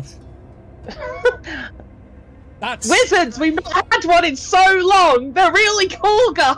So as you kind of move to the corner of the room, as furthest away from this creature, you send forth like this arc of lightning that just skips along the floor, hits the metal diode in the center of the room for a second, and then bounces off, continuing on the path you've sent it. It hits the outside of the creature, and then basically just creates this like plasma ball type effect as it just arcs around all the metallic pieces and then through and into the wall and just explodes a small piece of the wall behind it.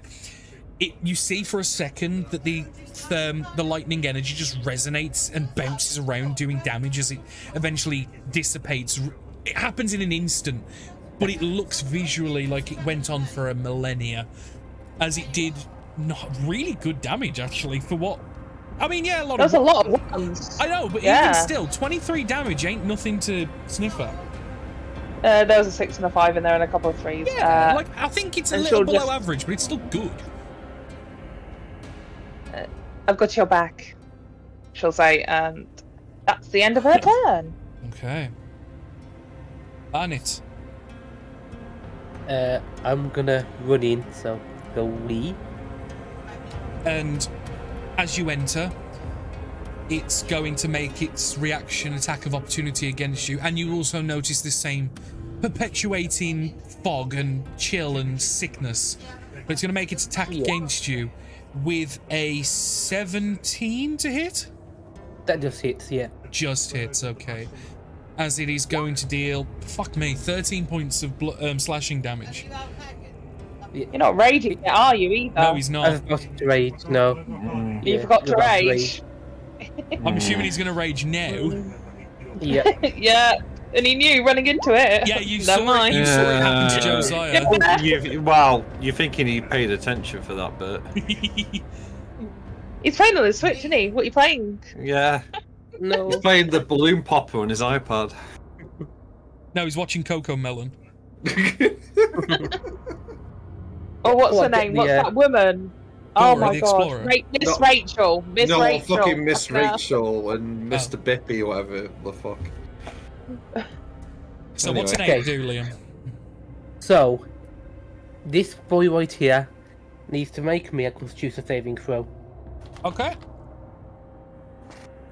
Is this the one that blinds it? Because I don't End of think the it's got damage. eyes. 18. I believe that passes, yeah, so nothing happens. I can just do my attacks now. Okay. Is that every turn I can do that? Let me double I'm check. assuming it's every turn because most of your abilities are every turn. Yeah, it's bonus action, yeah. I know there's one or two that's only once, that's one to double check. So, Battle Axe attack 1. That hits. 19. Did I tell it I was raging? I don't think I did. No, you didn't. I said it, you go into rage and you said yeah, but then you never actually said you're raging. So, but a 19 does hit. Okay, so 14. Nice. I need to add the rage damage on top that didn't get added. You didn't rage. So too. He did as a bonus action. I That's did. what the 8 comes from. Oh, yeah, you did. No, you did. You did. 2 damage, isn't it? Yeah. Yeah. Okay. It's going to do a second attack. Can both Barnett and Josiah make con saves, please? As you hit with the head of the axe, this same screech of metallic just echoes around you. You both pass, and you both manage to hold as your ears ring, and you both cringe for a second. But you hold firm. I'm unaffected. You're out where of I am. range. You're out of range. Cool. Then, Perfect. Second attack. Actually, did it? Does a double check? Yeah. It did actually hurt it, didn't it? It's not just... Oh yeah, no, it's just essentially. I explained it before, so I don't mind saying it again. It's called ability. It's called unbearable scraping. When the Mytholeib is hit by a non-magical melee weapon attack, each creature within 15 feet, I don't mind saying it at this point, must make a con save or be deafened for a minute. Like I said, you fought this creature before, so I don't mind kind of telling you its stuff a little bit more because you've learned already. This is us cleaning up after. Yeah. That makes sense. Yeah. Yeah. Then just another little bonk on the head with my battle axe again. Never mind. Right. Do I see him miss? Hold on. Wait. Do I see him miss? Yeah, you're looking at him, yeah. But hang on, Liam said hang on. No, I'm picking up Gez, sorry. Okay. Ignore me. Right, No, he's so, got all the bullshit. as you miss, Nivara does a thing. I'm giving you a chance. Nivara. We'll shift time and Make roll him again. re-roll. Yeah. Yeah, here comes another one. Don't fucking ask for it. He'll give it to you. A 10, No unfortunately, doesn't hit. So you hit with that first devastating Touch-wise. attack and you buckle some of the metal. You notice that the metal was extremely hard and durable the last time you fought it. Like your axe was bouncing off it and things. Whereas now you notice the metal is considerably softer, like a tin or a silver, maybe. And your axe leaves a dent in it as the metal is bent slightly, which only adds to the chaos as now its axis is being tilted even further off balance. Unfortunately, though, Did you forget you can go reckless as well? I didn't want to at the moment. in a rush of blood to the head, though, you completely missed with your second attack, nearly leaving yourself vulnerable, but you didn't. Top of the turn, back to Josiah. Josiah, as your turn begins and you feel that sickening sensation enter, you can feel the like some sapping energy from around you. Can you make a con save, please? This is as you begin your turn.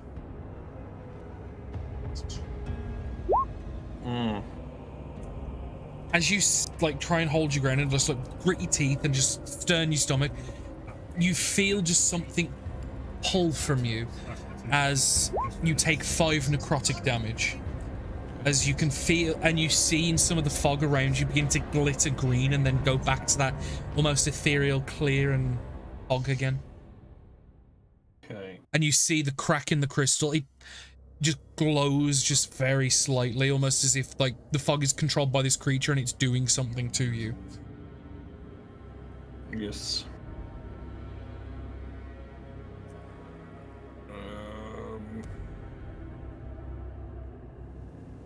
Yes. Okay. Yeah, this thing's gained a few quirks since you last fought it, making it tougher, easier. That's up to you. Yes. So, my go, right? Yes. You sort of see him like this green energy affect him, but then like these like almost like red veins like appear on his face as he gets a surge of energy, and he will use his invoke authority. What's it called? Infernal Surge. Upon invoking Dissipator's authority, you gain an extra action in addition to your normal action and any possible bonus action. So basically get a free action surge. Yeah. Nice. So he will do. I'm assuming 4 attacks. And I can do 2 PPs if I want. Oh. Yeah, nice. Double the PP, double the fun. Realised, I said to Liam, "Are you not going to go reckless?" He said loads of movement. Completely forgot about flanking. Jesus, sorry, Liam. Right, yeah. Baleful Interdiction number 1, or number 2 applied. Your attack. Yeah. 17. Just misses. Okay, we'll attack again. It just hits. So you found it, as a consequence, you just found it its AC. As you hit, though, can both Josiah and Barnet make a con save, please? Okay. 19. That's a success. That's a success. You both, Josiah barely, by the way, stave off the deafening thrum of the metal. And again, as you're leaving just more dense as you hit it and buckle this metal, making it even more chaotic. Using my second range of shit, apply another baleful interdiction. Attack again. 19 hits. 2d6 go off. Can you both make con saves? This, because unfortunately it's every time it's hit. Just for so you guys know, every time I use a baleful interdiction, it works. I get 4 HP back as well. Oh wow, nice. So that's 8 HP back this turn. Yeah, but I can't. I'm done now. I've done all my baleful interdictions. I only get 3. Okay. You can still get another attack, right? Yeah. One last attack though. No. Misses. Sometimes you have to use your stuff early. Get rid of the creature, or it hurts us. Yeah, exactly. Why? It's sacking his strength, yeah. so he's just like, fuck this. End of your turn. Yeah. The Mythalabe, as it's still, as the last portions of the lightning energy just like crackle away, it's like kind of like spins on the sponge. Its trajectory semi goes this way, and it's gonna make 2 attacks, one at Josiah, one at Barnet. First one at Josiah. It's gonna be a 20 on the button. Okay, meets beats, so yeah, it hits, doesn't it? Oh no, the other way around. No, meets beats, you're right. Yeah. I always like to give a pause just because I'm bollocks. I've already used my reaction. Fair enough. That's 8 points of slashing damage. Okay. And then one attack at Barnet is a 27. I think that misses. As you take 5 points of slashing damage. That's already halved. Okay. And then it's going to continue its movement to here, out of the range of Josiah. To here, out of the range of Barnet. Can I get Wait, so they not attack? Attacks. I said it explicitly. I'm not going You did say. I'm not going to Yeah, ask you, yeah. do you want to hit it? Because that's a little bit... Josiah is unfortunate. I want to be a little. No, you said it, Liam. It was just Ben. I gave Ben ample opportunity, and I was like, "He moves out of the way. If you okay? Now out of Barnet." You gotta speak up if you want to use those reactions. I call you Dungeon Daddy. You can give me a little head pat and help. Stop being a brat. Barnet, that hits. Yeah. 7. Okay. Something I forgot about it. No. Your ability for raging. Yeah, I know. No, I forgot my slasher from earlier.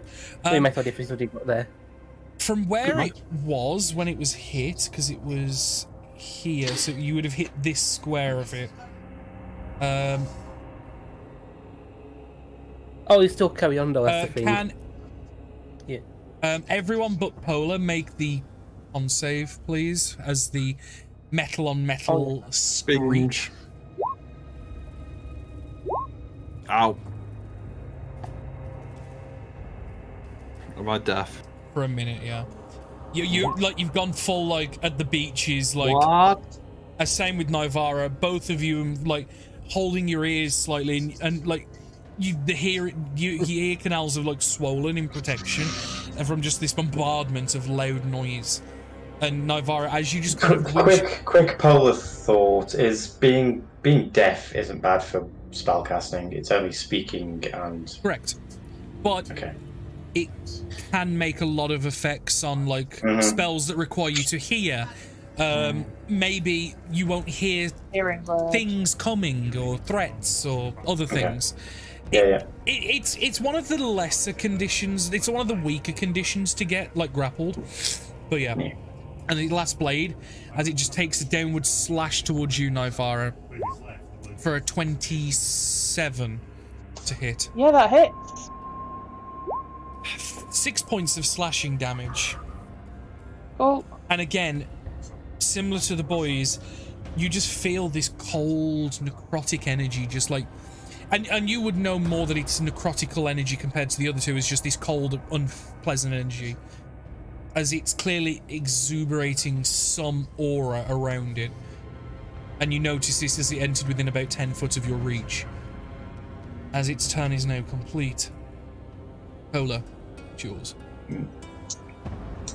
Step forward, getting clear view of the room for future silvery barbs. And just ray of frost it again. Okay. 17? Just misses. Fuck! It literally just misses. I'm sorry, bud. Okay. You can silver bobs yourself and cuss yourself out if you want. No. Okay. Unfortunately, with that misses, once again, the shot is deflected off the metallic sheen. You kind of start to wonder, is this machine maybe like immune to Ray of Frost, the spell? But like, you know that's silly, but you kind of doubt yourself at the moment. There's no. Well, yeah. Just recoiling. From I do that every combat, to be fair. Yeah, recoiling from the gouge on your arm as you raise your arm to defend yourself, with your head pounding and throbbing. You can't hear, and everything's just like dull thuds around you as you hear the blade slap the floor barely. What do you do? Feeling that kind of like that closeness of it and that cool kind of thing, she begins to feel like it's not cold anymore. Like jumping between her fingertips is like this little electrical bolt, and she's going to reach forward again and set. No, not pocket taser. Big fuck off taser. Another lightning bolt's coming its way. Oh, that taser. Yeah. Oh, fuck. She's like. She put 2 batteries in this one. Wait. Ignore that roll. That's not proper. I need to roll the cast button. I'm sorry. Ignore that one. It's a 19 I rolled for the dex save anyway. So it's. Does he get advantage? Has advantage against all spells and magical effects, yeah. So it would have taken 31 reduced down. Yeah. Still, it's 16 damage. It's not what you wanted, but it's good output as you just kind of reach the hand, your right hand out, and you just kind of like shake the pain with your left and then meet it in the middle, and you form these crackling bolts of energy as you just wham! You just kind of put your hand out, and just from the palm and the wrist just shoots out this energy that just crackles and bounces around the metallic blades, the spherical construction around this core, and then through to the other side. Oh yeah, it shoots past Definitely both. skipping between the two, and then cracking into the wall, and you hear just bits of shale and rock just hit. Stop holding back, she says to the room at large, to all her friends. Josiah, you don't hear that. Oh, no. She's basically like, you can see that she's mouthing it, like she's just, yeah. You see Nivara shout something, but that's it. Yeah. Well, I mean, she's like, it's more towards bloody Polar and bloody Barnet as well. I've spoke like yeah. I'm right there with you, buddy. Go big or go home. She's looking towards Polar and Barnet anyway, and she says like, go big or go home. We're going to die if you don't.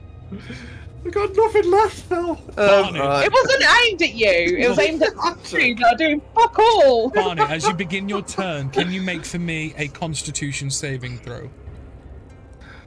As you feel these necrotic energies pulling on you. That is a fail, buddy. That is a fail, as you feel some of your life essence be sapped away and you take 6 points of necrotic.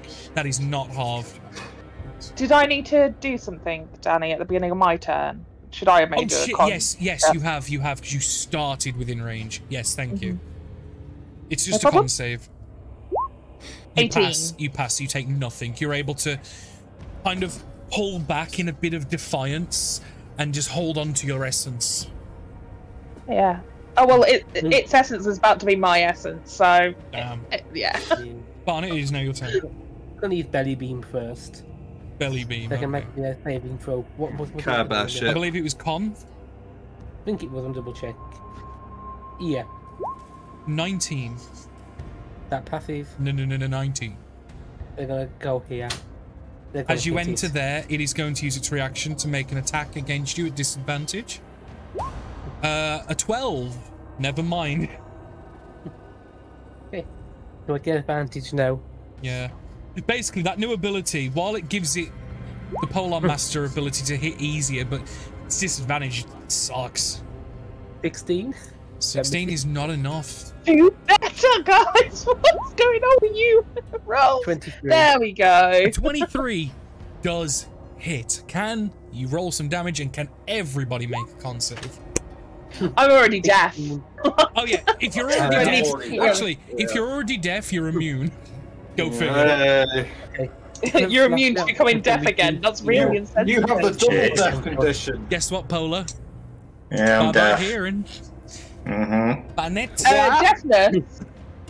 Deafness, the only thing that it does is just means that you can't hear and you automatically fail an ability check that requires hearing. Yep. That's it. Yep. Also, it makes you technically makes you immune to vicious mockery as well. Yeah. If you can't hear it. Not that the Mytholabers ever showed it's got vicious mockery, just saying. So I think you just saw some vicious mockery. It's very vicious and it's mocking us right now. Yeah, but as now every single party member in this combat is now currently deaf. It's fine. Because I do a slashing weapon, I can use my slashing trait to reduce its speed by 10 foot. Very good. Okay, so it's not going anywhere fast anymore? Yep. No, that's pretty good. Are you done? Even slow. Let's be done, yeah. I mean, I don't see why it moved. What are you doing? Pirates. I am going to move. 5, 10, 15, 20, 25, 30. Can't really flank anywhere, can I? He's going to be. If you go there, it's still technically cutting through the centre. I don't know if Danny will allow that. Yeah, technically, all 3 of these squares would be flanking for Nivara because it's all opposite. Because with bigger creatures, it gets more complex. The way I say is, if you put a line like that, if you cross over the core centre square, which is like you know this the cross point here. If you cross over that, which that does, it's enough. So like there and there all works. And it's like if Nivara was here, you would get like this. No, you'd get like these 3, wouldn't you? Yeah. Yeah. As long as that's okay with you, I just thought. It makes logical sense. Yeah. So I get attacked. Yeah. And technically, there's more enemies to distract it now. It already struck out at Barnet with its reaction, so no. I just find it funny as well that when people don't allow flanking, when you've got more enemies, because the whole point is meant to be that the enemies are distracting each other, and suddenly you've got 3, and now it doesn't allow flank. It doesn't make any sense. Yeah. Oh my word! I got nothing left. No, yeah, so. Yep, that's me. Okay. As you do that final strike into it, you watch as the core, like a chunk of the crystal, breaks away, and you see it start to erratically whir out of control. You don't hear anything, but you watch as the entire frame begins to vibrate and all the arms go stiff for a second. Can Polar... No, Polar, you're fine, sorry. Can everybody but Polar make a dex save? As you watch as this thing erupts in bright light and showers of sparks like fly out around you all. It's not dead. You fucking eat up. Does Barney get advantage because it's a danger sense? Yes, danger sense. Barbarian. Yes, he does see this coming. He can't hear it coming, but he sees it. I just realised something. What? No one can really heal in this group. That's because the healers are both from the beginning. Both of your healers. Both healers didn't fucking show up. No, I'm kidding. That's why I'm on Sylvie Boss. Okay, Barnet, that's a fail. Nivara and Josiah, you pass. Yes. I'm gonna add a D4 to it because of my lucky footwork. When I find a saving throw, I can use the reaction to add a D4. Yeah. And it's to the save. Okay, go for it. Is it exploding, or is it more so it's doing an attack? It's took so much damage and it's so critically damaged. It's last resort. It's like it's an involuntary feedback loop. Like imagine stabbing like a power core and you watch the explosion happen. It's not dead, but it's very, very close.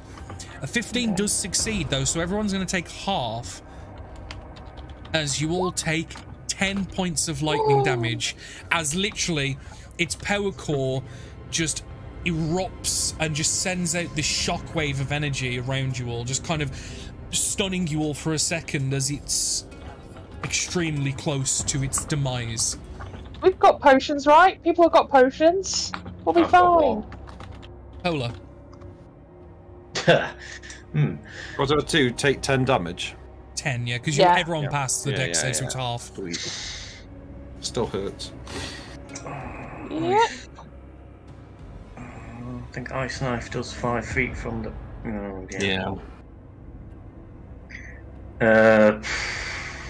It's got to be Ray of Frost again. 22. We need to talk about your spells. No, Barbara and Paula need a chat.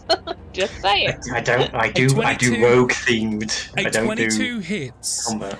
And if it wasn't already resistant, I might have been asking you a question. But unfortunately, it clings on to life. That would have been enough if it wasn't resistant. Its speed is reduced by 10 feet until on top of Barnet's belly buster thing as well. Yeah. So its current speed is 0. Sweet. I don't have any healing potions. Nivara. What? It's because you gave them to the healer. I did. You gave them to Dax. Wow. Oh, me. Cool. What am I doing? Kill it.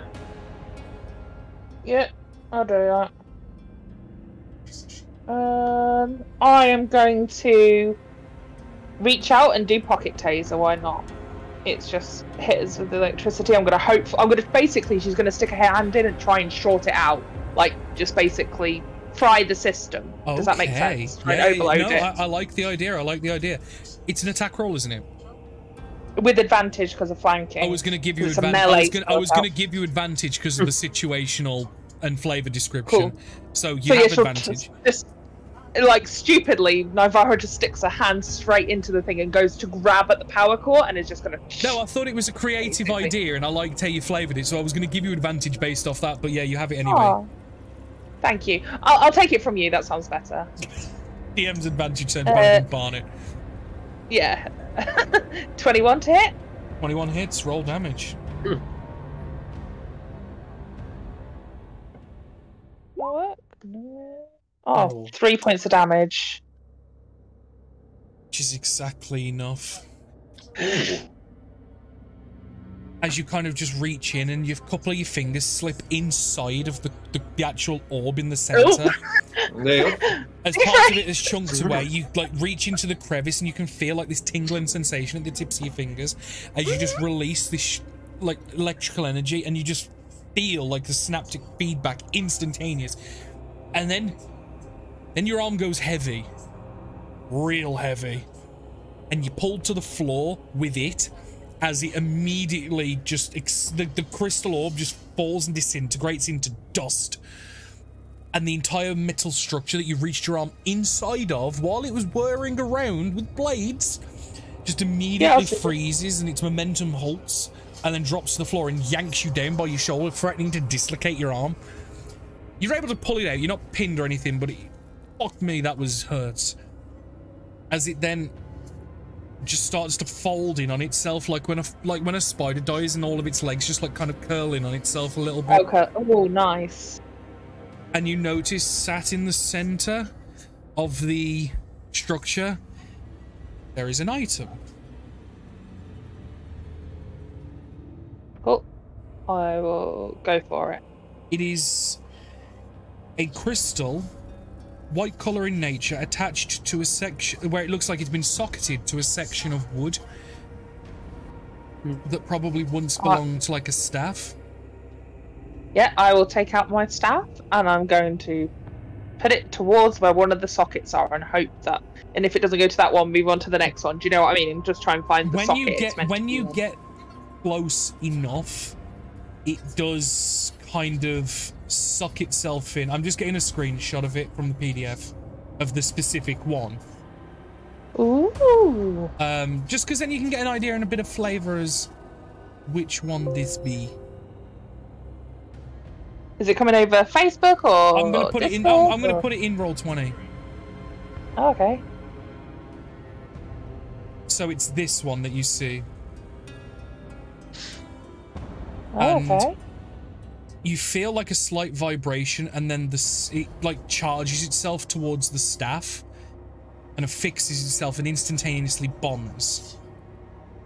Now, you feel a surge of energy run through the staff as this happens, and you feel it become more empowered, more than it was before. Because currently, it was just a +1 quarterstaff to you and could be used as a focus. Yeah. I think, yeah, it gave me a +1 to my AC and saving throws and attack rolls, yeah. Yeah. Which is basically a very small portion of what it could do and still can go further, as you notice 3 more empty sockets, as you have just successfully obtained the air fragment to the Staff of Elemental Mastery. Cool. What'd that do? Right. Well, I'll expand your staff now, but obviously you'll find this out in due time. But I'll send it you all over Facebook, but I'm just going to read briefly. You now feel that it holds charges within the staff that allows it to cast spells. It's currently refixing itself, so its charges are limited to what its current potential is. It currently has 2 charges, which a portion of recharge at dawn daily, and if you ever to use your last charge, you roll a d20, there's a potential it will automatically regain charges. Doesn't break. Oh. Interesting. Oh, okay. Yeah. And it has some spells that can be cast using those charges. As it currently only has 2 charges, you are very limited on what spells available to cast, but some of them are Absorb Elements, Chromatic Sphere, Color Spray, Levitate, Shield, etc. With the Air Fragment, and attuning to the Air Fragment, because it does require attunement, so this will also so this will add to your attunement with the staff as well. So I have to second attunement slot. I will Is say, it second I will say attunement the or Air just Fragment, one? it's second attunement. Actually, no, wait. Really? It can't be, Hang because on. then you'd max out at 2 attuned, 2 slots. And so OP the final thing is. I can understand if it what was it is. What it is when you attune with both, that's when it fixes. But I've jumped ahead. It's fine. So okay, yeah. While attuned with the staff, and then you attune with the fragment, it merges and forms. But I've jumped ahead a step. But don't worry, we'll fix it when you're on the ship. Essentially, so basically, it takes one attunement. Yeah, you gain mastery over the element wind, and you get spells added to your spells that you can cast from the staff for charges, which again, charges are dependent, but you get things like fly, gust of wind, gaseous swarm, wind control, wall of wind. Some of them are very expensive on the charges, and you probably can't afford some of them right now, but that is for the later Nivara. I'm already loving it. You also feel a ticking coming from your pocket. Oh, fuck. Oh, for fuck's sake. She immediately delves her hand into her pocket and takes out a clock and opens it. Like, doesn't care anymore if they can see. She's revealed shit, you know? The clock hands move back 2 minutes. Wait, so it's now 11:45 rather than 47? Wasn't expecting it to move backwards. Oh, it goes backwards and forwards. Is this more time? Eventually, your hearing all comes back, so you are now able to all hear each other. Oh yeah. Oh yeah, when it comes back, you can just see Navarro just looks extremely pleased, and she goes, "Excellent." Like closes her watch. Yeah. Just a little countdown what till I'm do is, the gate way works. I don't mind because I trust you, but I'm just going to send you the entire PDF. Oh yeah, I'm not going to use it today. Obviously, you've got the shattered staff stat block minus all of its charges. You only have 2 of the 10 charges it can hold 10, and you only have access to the air fragment. Yeah. And shocker, it's got water, fire, and earth. So, like, you know, it's not spoiling anything. If it's elemental mastery, it's got the 4 elements. Yeah, that's fine. This one lets me fly. For 3 charges. I bloody love flying. For 3 charges. Yeah, I know, but you only have 2. You can't afford it yet. Basically, the way I'm time gating it is when you get more fragments, the charges will increase, or when you level up, maybe it's got to fix. It's been shattered for God knows how long. I do have a quick question because I always wonder this. And say, for example, if I cast fly through the staff, is that a separate concentration than my own concentration? I can never remember what the actual. Jaws. Whether it's cast through an item, a scroll, or a spell, it's your concentration to maintain. Yeah. Yeah. Because otherwise, it gets real fucky later. No, because otherwise you could have like witch bolt attuned to a ring. Then you could have like it through the staff. And no. That would and then it can never take damage to stop it. That would be broken very, very easily. No, one concentrate. Any spell that requires concentration, even if it's through an item, it's your concentration. The benefit is you just don't spend a spell slot. So yeah, Navarro will tuck her watch away. Have you sent it across to me? Facebook. Yeah, I've got it. Perfect, thank you. And then turn to the others and go, "We did it! That was a success." I have a question for you. For me? Yes.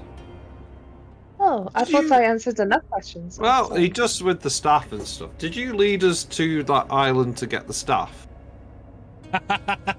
No. Insight. Which island? Rose, if you just roll a flat charisma and then mentally add the modifier of whichever one is appropriate for you, and obviously versus insight if you choose to. I don't know which island he's on about at the moment. Where you got where you got the staff, which was the Shockjade Island. Shockjade Island, because if I remember correctly, you found it on a corpse while you were traversing the island to fight the dinosaur. Yeah, and it was in the dinosaur. I was in the dinosaur's lair, that's correct, but it was on a corpse. And we ended up on that fucking island, and no one seemed to have any idea why we ended up on that island. It was in its stomach, wasn't it? No. It was in the dinosaur. It was in the dinosaur. Oh no, it was. It was in the dinosaur. You're right. Never mind. But we ended up on that fucking island, and it was just to see. How could I ever designed that? I might be clever, but I'm not that clever. She seems to be... Wait a minute. Which one is it? Let me double check. You can read her. She seems to be telling the truth in some form. Right. So she didn't lead you to the island. Alright. I didn't know that this would be the other. Are you going to trust me about anything now, Josiah?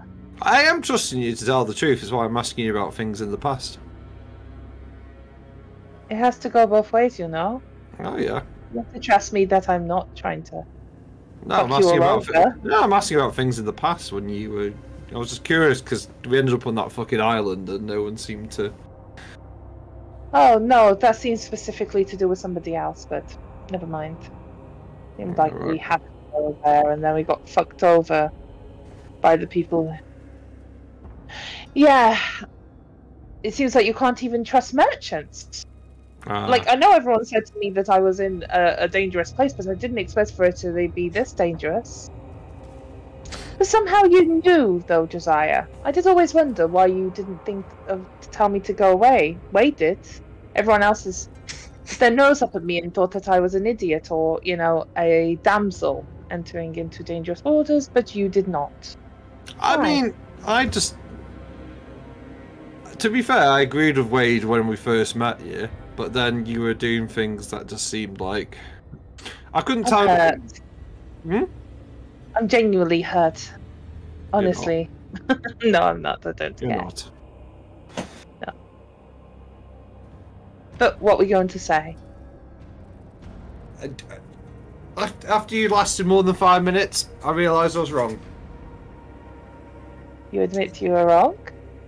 Yeah. Oh, good. Paula, we really need to teach you some better spells. Like, honestly, I'm very sorry, but your spells are shit. I focus on illusions and crowd control. A single target blasty is not really what I've been working towards. This isn't meant to sound bad. This is just an observation, but I've not seen one of your spells work. So... I saw with the ice. That's fucking fair. I count a little lie. When you were dropping off the ice knives in the center of the zombies, when we were in the evil lab place, they did sort of work, but you can do better, and I will show you better. Do not worry. Okay. Yeah. I will help. I mean, if you don't mind for me to continue teaching you? No, always. Good. So, Can all of you now make that is done, checks? Perception. Yeah.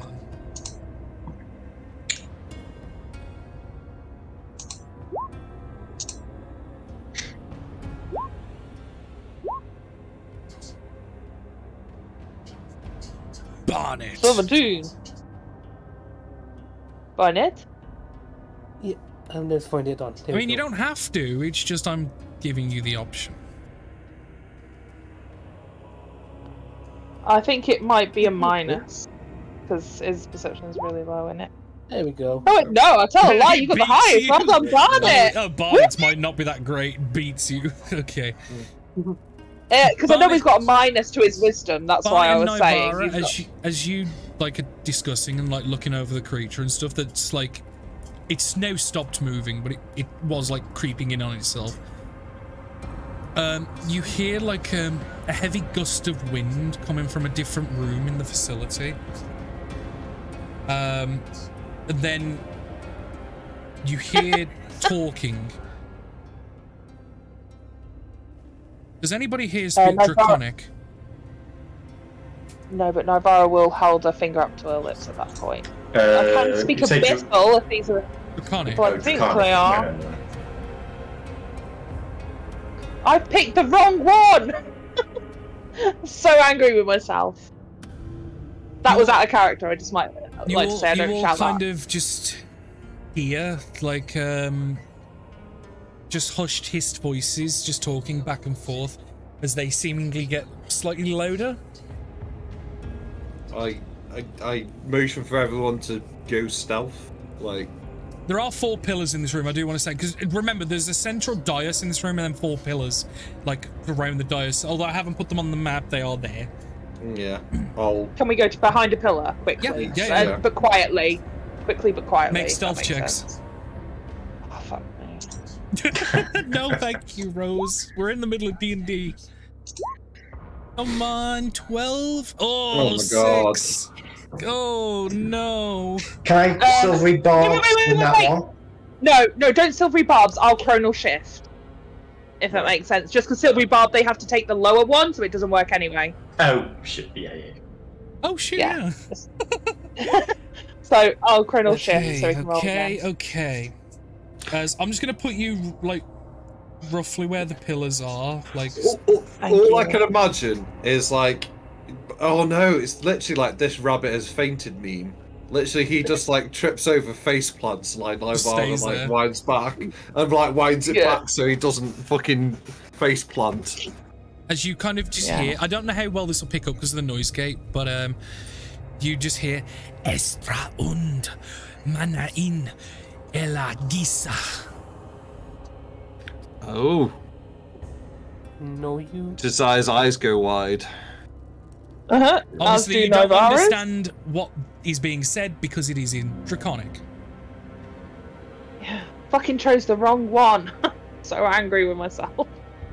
And eventually, you hear the stone doors just like move back as. Wait.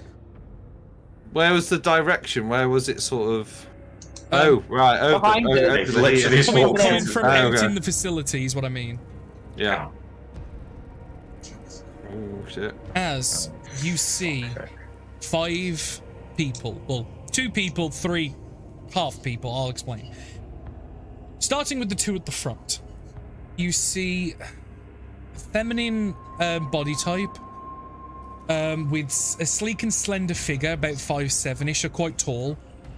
Sleek, slick black hair that goes to the waist, piercing green eyes with like a black slit, and you can see it's either heavily tanned or like sun-bleached skin. It's really darkened over years, adorned in golden jewelry and accessories. You can see 2 daggers at the side, wearing a really daring satin dress that's made of purple that goes right the way down to the bottom. It's like a statement dress. Like, this isn't something you just wear on a daily.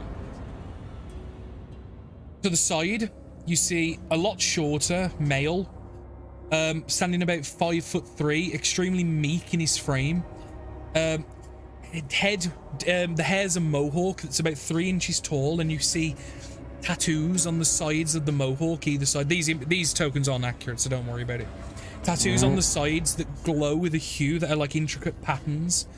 You can see a gaunt face where you can see like the bones of the jaw and the cheeks with like just the tips of fangs protruding from like an underbite, almost like they're sticking over his bottom lip. And you can see yellow eyes with black slits. Doesn't seem to be wearing any jewelry or decoration, but you see him wearing... I actually had to look up what the name of this is because I didn't know. It's an Arabic dress. You know what people in, like men in Saudi Arabia wear? Them long, like, white... Oh, yeah. It's called an Arabic dress. I didn't know it.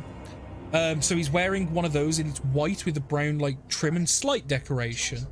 You notice that his feet are bare, but his arms and his feet are wrapped heavy in hempen wraps. They kind of look like bandages, but like heavily wrapped all the way around, like up to elbow, probably up to the knee, but you can't see because the dress that he's wearing goes right down to the ankles, sort of thing. And they kind of, and then behind them you see these 3 half human, half snake creatures, where from the waist down they are snakes, but from the waist up they are relatively humanoid, and for the most part we can see large portions of scales and fangs and eyes. They've got heavy swords on their sides. As they kind of all take a moment and freeze when they look at the Mytholabe destroyed. What do you guys do? Can Nivara see me? Is Nivara daring to peek out from behind the pillar, potentially reveal Well, just think we're both behind the pillars. No. Are you perfectly hiding behind the pillar, or are you leaning, peeking, potentially giving visible a deterrence away. Like, I'm asking Nivara this. Are you peeking or are you hiding fully? Well, she's got to be... I think she's looking in terms of seeing them. So, would she be able to quickly see? If you are peeking, then Josiah. Yes, you would definitely catch a glance at Josiah, yeah, for a second. Okay. He makes a square symbol with his hand. What the fuck does that mean? She'll go very quietly into her bag. Make a stealth check. I know what you're doing. Oh, I figured out what the square means. Well done, well done, Matt. You get an inspiration. You figured out what square means. I've already got one. Oh shit! 11. Hang on. That's one of them. Yep. Okay. Oh, come on.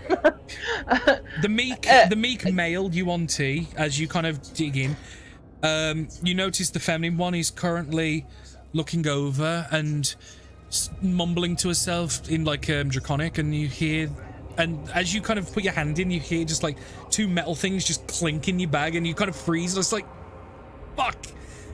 And he looks up. Alle unter. Can I do that? Can I pop fog cloud on them? You can, but just before you do... And I'm going to shout, well, Just before you do, he switches to common as well, as you notice they get a little defensive. Who is out there?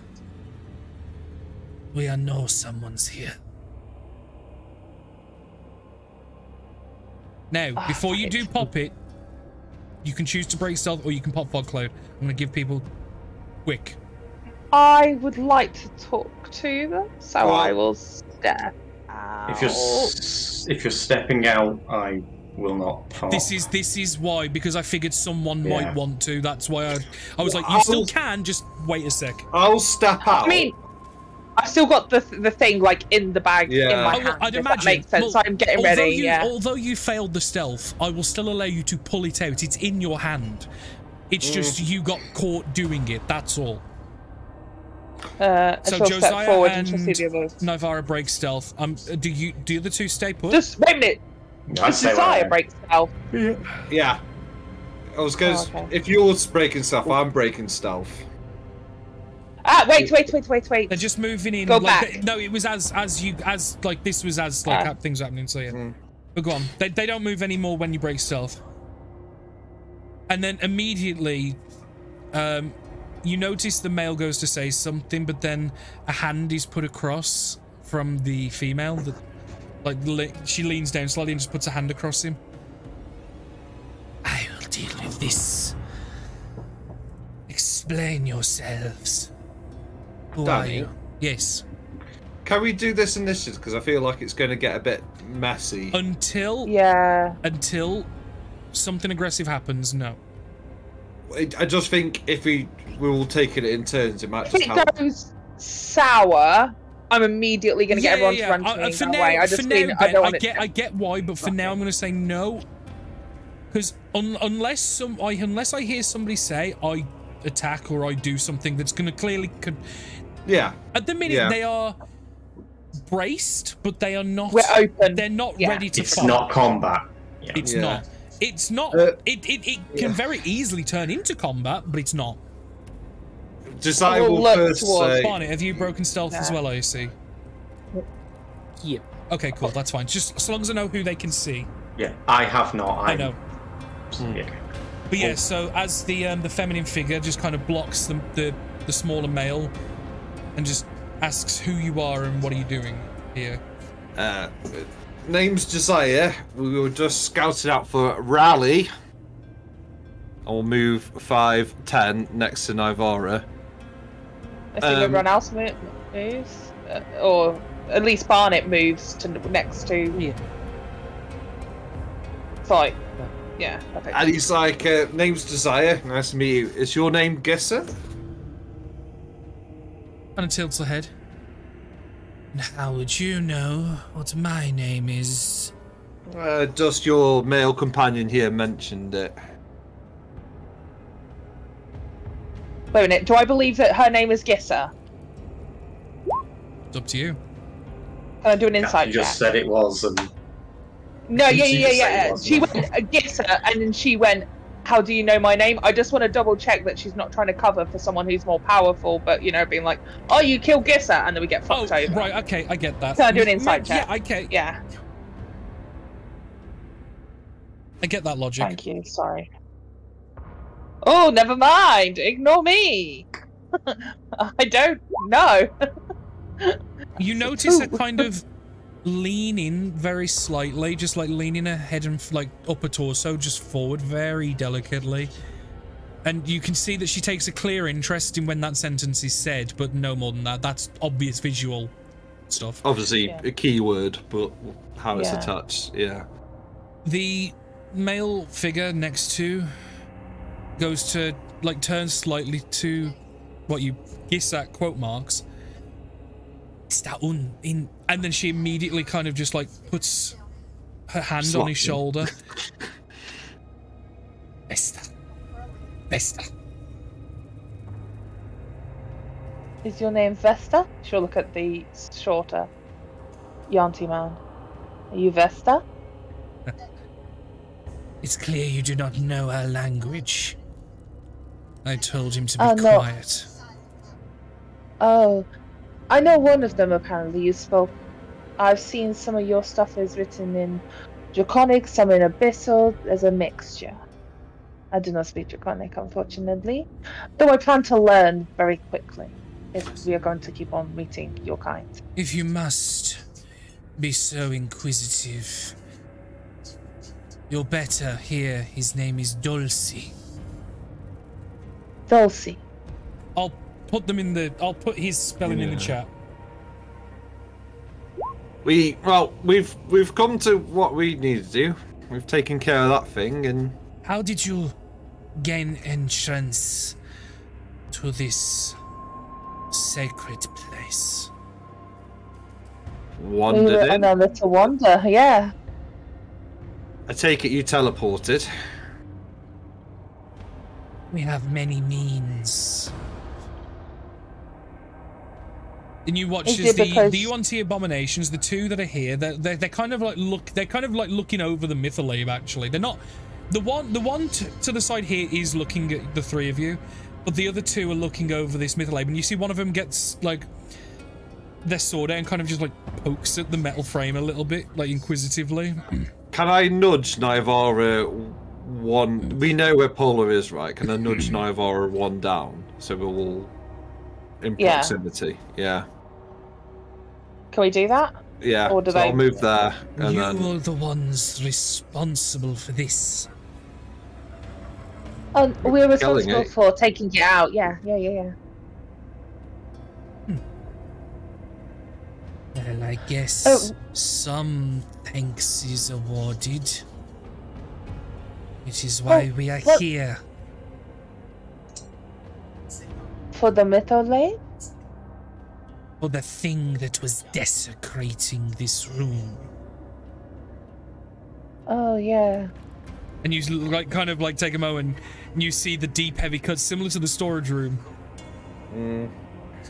Oh, sorry, what are you here for, then? I know this is it's practically your room. Well, I'll repeat out of character. She just said they were here to kill this. They would literally, they come here to kill this, and you beat them to it. So my question would be then, why did you want to stop it? This is a ruin. It has been lost to time. This Why is have a you- sacred, holy place. Is it? It does seem pretty sacred. In what way? I do not think that you are in league to know why. Merely you need to know that this place is not for your kinds. well, there wasn't anyone stopping us when we walked in, so we weren't That to know will that. change. Oh, We will make sure that this happens no more. oh, so will we, the next time. I think we are done here. Anybody? No? Just one thing, just so we don't happen to wander into your turf again. Where are you based? Make a deception check. Make a deception check. Oh, is this one of the ones that you can't get less than like a 10 on? 8, yeah. Stupid. Yeah. I roll an 8. I'm borderline say disadvantage because that was just so fucking bad. He can't roll lower than 8. Honestly. It's just so bad. I know. But he's so charming. Okay, thank you. 9 plus, it's 15. Okay. The eyes narrow. Why are you so interested? Surely if you found a place like this, you would learn to stay away. That's what I'm saying. I mean, for all we knew, there weren't any Yonti. She takes a step forward towards you. Oh, cool. Wait a minute. We're done? We're done, right? Yes. Before she moves any forward. Cool. Next time we see you, you die. And she's gonna do the the teleport. And basically just take them with her. Not these two, but the people in the party. Up the fog cloud on them as well. As you do, you watch as Dulcie flicks his hands towards you, Nivara, as he goes to cast a spell. The spell has no effect, as he attempted to cast Counterspell. But he can't counterspell because it's an item. Exactly. That's why it doesn't work. Oh, but good to know you cast spells! Au revoir! Au revoir! What button do you push? I pushed the one to take us back to the Call of Chaos. Because we've got that one set up. I think, right? Yeah. You do. Let me build it up. You have one set up to the underwater facility, the Call of Chaos, Wade's Rest, Genie Home, and I think that's it. I think you got one space left. As soon as we arrive back, she's going to stick it back in her bag. Okay, so we need to get a planner. We need to take them out if they are starting to settle in. That is going to bear some problems. Yeah, we need to get a list of all these fucking runes because they're clearly doing a tour of them. Well, Gyssa, we can kill her next, right? Yeah. Well, if that is Gyssa, I mean, if that's your real name. If that's they were talking about Gyssa, whether that's her. Well, in the morning, I can send a message to Gyssa, and if it gets to her, then she'll know who I am, and I can taunt her a little bit. Is that the name, though? Like, hang on. Gyssa is the name you were given, Josiah. It is Gyssa, yeah. But I'm just thinking sending how that work is what I was thinking of. I don't know, I can still send her Do you need a name, her or do you just need to have seen the person? It just says familiar. There's nothing about names, so it wouldn't... Familiar could be anything from description to name. Yeah. Word of mouth. I mean, if it's not her, I can get her to send a message across to the real Gyssa, and hopefully then they will reach out and talk to us, and, you know, I can taunt them. I can speak to Dulcie, you know, the little short guy. Little mage boy, yes.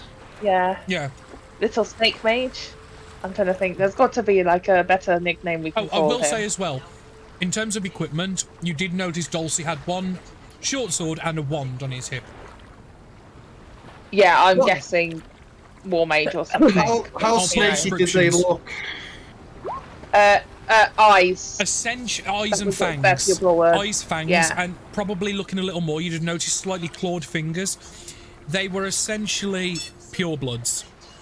Okay. Out of character, yeah. They were abominations, yeah. It was two purebloods and 3 abominations. What do the abominations look like? Are these sort abominations of like... are literally like snake. Literally half and half. They're half snake, half half humanoid, but the humanoid half is mermaid. But replaced still, the humanoid half is still relatively snake-like. Looking at the time, has anything changed, or is it still saying as 1:45? 11:45. Sorry, not 1:45. Excellent. I just wanted to double check because sometimes these things, like when Wade died, it decreased 10, and then when bloody Charlotte Hinge died, it decreased again. I just think that my window of time is shortening. Okay. Window of time for what? Was that in character? Because you did it in voice, but... Oh, yes. So, how do I explain? To go back in time, it's like an event, but because when things happen, the timeline changes, and I'm not sure when that event will happen. And at that point, I need to have the staff powered up to be able to jump onto... Basically, to go through the sea of time. What? What's the event? I don't know. This is the problem. This is why I'm trying to go to the varying tombs and stuff like that, because the people prior to the Krieg knew more about time magic than we did. It got locked away. It got hidden. Oh, so something's going to happen. That clock tells you how close it is to happening. Yes.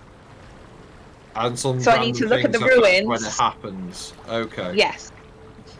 I'm not sure how Wade and Hinge are attached to it, though. That is a new thing for me.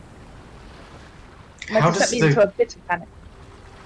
How does the clock know? Who Are you kidding me? Who made your clock? Good question. I found it. I might have stolen it, technically. It is an artifact. It is Sounds like very pirate. old. I'm practically a pirate. I stole something very powerful. This is the theft, the crime you were hinting to. So who? Yeah, who, I am where? currently wanted for treason. though. Don't forget treason. Yes, I'm more dangerous than all of you put together. It's not a Well, competition. technically. No, not really. But Oh yeah, well. Yeah. No, it's not a I competition just because love I'm that clearly really, winning. I really love that. Get it? I'm more dangerous than all of you. Ha. Yeah, and I'm currently winning, the list of law crimes because I think treason jumps up from piracy anyway. But anyway, we're getting on getting distracted, shall we say? So how do you? So- how do you still know haven't that answered the watch? question. Yeah, how does the watch? How do you know What? the fucking watch does the thing it does? And why do you know it's going to Come here. this event? Oh, come here. Alright. And she'll motion everyone to come over, and she's going to open the watch and show it's stuck, right? Aye. yeah, Do you have any I had a magic? sneaky look before. Yes. You have any magic? Do you understand about magical artifacts? No. Do you know that this could... Yeah, exactly. But it's how magic. do you know? But how do you know? Like, did you read a book? How did the fuckers you stole it from know it does what it does? Why did you It's steal called it in the the first canary place? clock. Canary clock. Yes. And you It sounds set out- when it's getting close. Yes, I set it to a certain event in time. I didn't know what that was. It's How did- magic. How do you? Alright. No, I was going to ask you set out to steal it, or did you stumble upon it? These are getting into very personal questions. I don't see what the difference is. She set out to steal it. She set out to Yeah. steal it, and piss off So the you ex-lover. you already and knew whatnot. it existed. Yeah, she made a decision. I mean, he Which was is going fine. to try and kill me. By the way, well, I don't think he would have killed me. I think he would have cut out my tongues, cut off my hands, and then I would have been made to be some form of weird, creepy pet for him. So I would kind of appreciate death. Right. Oh yeah, no. Do you not know what happens to wizards? Sorry. It was a Matt response. Oh, That remembers what happens with the other campaign. when they got- Fucking wizards, Jesus. Also, I don't think he would kill me because he would have some... I think he's enjoyed for our time of... What's the word? He enjoyed when we told my family that we were together because he enjoyed the fact that he was sleeping with the young... Well, me. particular, and it was like a bit of a fuck you to my family, you know. So I can imagine he'd try and do the same. So I don't know how to explain it. Yes, I took it. It's telling me when the event is going to happen. I need to find out what the event is and where it is. That is why I'm here, looking through these blasted ruins. What did you set it to then? It was already ticking. I believe you set it to an event, but did you know? Yes. No, because it bonded with me like when you attune to an item and it went to, it just set itself. I didn't set it technically; it just clicked. Right. Does that make sense? I assume that if you got it, it would be an important thing for you. Oh, I see. Right. Mm-hmm. You know? I might be completely... Just so we're clear, we're pirates. We're not judging you for stealing stuff. No. Right, yeah, but if anything... You're not judging me? If anything, it improves your estimations. What? We take what we want. We take what we want. And if it's from decades, that's even better. Yeah. What you all hear from below deck is heavy judging noises from Vlad. Oh. Do you know, this has been quite a nice day, actually. It's nice to know that I have... Friends? I thought she was allergic to the word. A little bit. That's why she stuttered, I think. Yeah. I just mean because your version of friends and pirates is a bit odd. I'm not gonna fuck you unless you want me to. Don't worry about it. I think she meant like Jacob shooting me in the Charlotte shooting me in the chest, but yeah, there's a lot of people impaling each other. It seems to be a pirate thing. Like it's either a weapon of some sort or that's blood. A weapon. That's a repressed clergy thing. Really? I got shot in the heart. It wasn't like a weird sex thing. It was just a. Okay, we're getting very off track here, and anyway, so what I am going to ask is, what next? Do we go after Prescott? Yeah. I am a little concerned that might change time. So,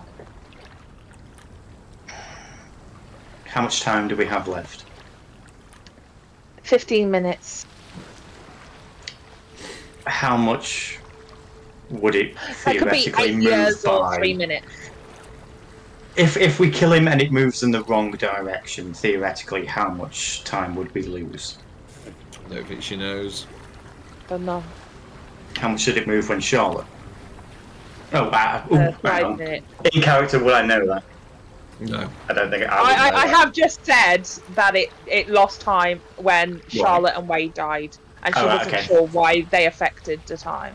Okay, so how much did it move when Charlotte died? When Charlotte died, 5 minutes. 5 minutes. When Wade died, 10. We can technically spare it, but it means if you really want, you can kill Charlotte 2 more times and get away with it. I was about to say, we can kill Prescott, and then if it moves in the wrong direction, we've still got time left. Wait. Asking question. I'm happy to do this, but once I will need us to go and find more pieces of the puzzle. More things. Well, Didn't we already agree to that anyway? Can we have a chat? Yes. Can we have a chat with him first before we kill him? Try and take him alive and find out what's been going on. Well, there was a snake woman there with him. Like he was... Yeah. There was with people with yellow eyes, so we need to find out what was going on there. That's what Archaea said, yeah. Because our things are going to line up, because after Jacob, it's me hunting Yonti, Gyssa for Loxana, so raiding these rooms, finding more power, the things line up. Yes. And Paula, what do we need to do for you? You didn't say earlier. I'm just here to learn. Just to be stronger, really, which is the learning magic. I can help with that. That works. And Barnet wants to go home, but he doesn't know where his home is or how to get to his home. So, yes, we need to find. So we're looking around. Yeah, we need to do some exploration and try. That is a cold case currently. There are no leads. The problem is, we've not been able to go this side. What I will do in the morning is Vanessa, because she was raiding wizard towers. She probably knows locations of said wizards. Paula, sometimes you are very smart. That's better than my idea. So, tomorrow, because I need a little sleep, I'm going to send a message. I'm thinking that I need to send one across to Vith. Is it Vith? Yeah. Yes. The hot drow, yeah. The hot drow. We will talk about this later.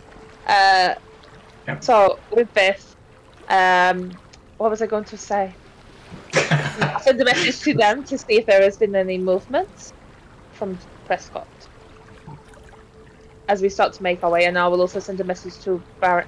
I don't know whether I need to send one to the Baroness at the moment, because that's going to be something for after we've done Prescott. Let's deal with what we've got. Can't we just teleport there? We can.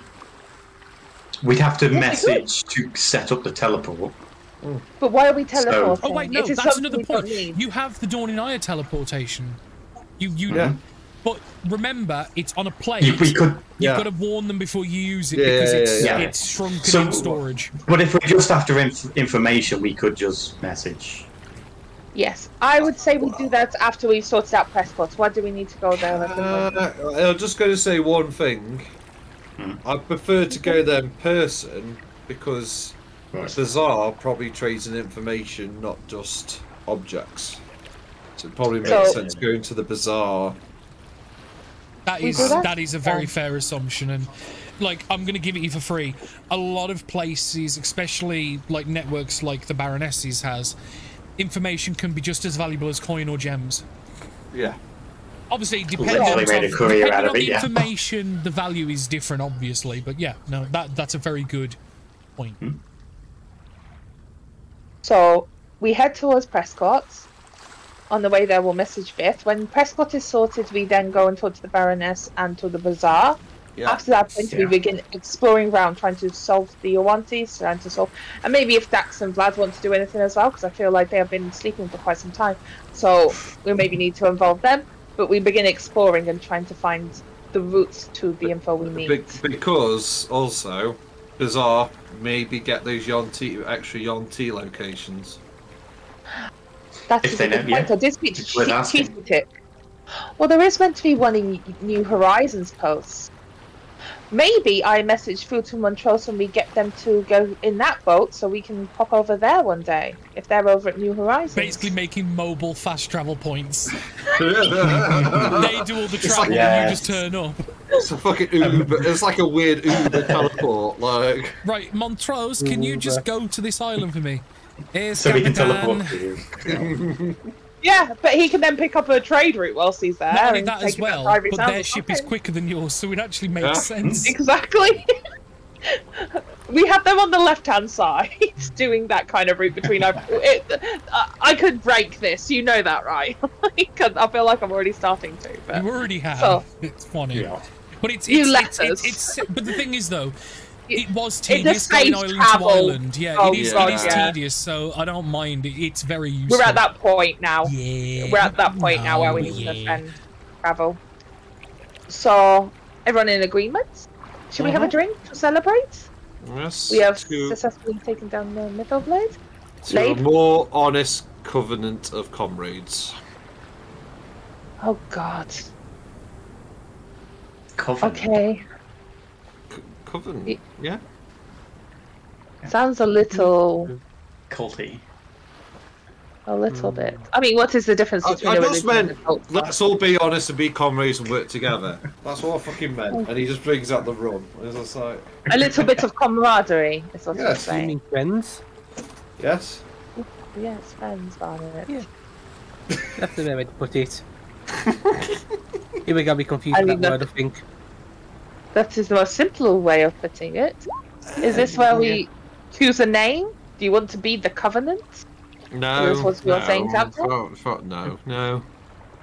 The I was just trying to be classy, as a captain should. You're the least classiest person I know.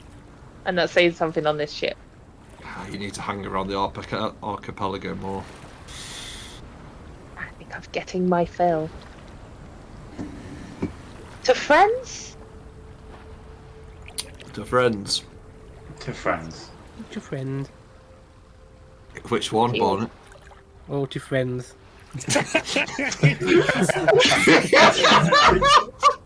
Which one of us is your friend? He hasn't figured out plurals yet.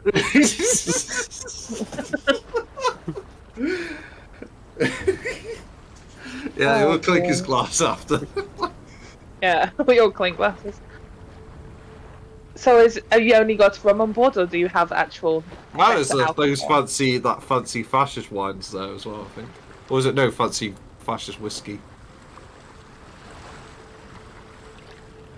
Let us celebrate. Enjoy the night. Because we might all die tomorrow. Seems like every day.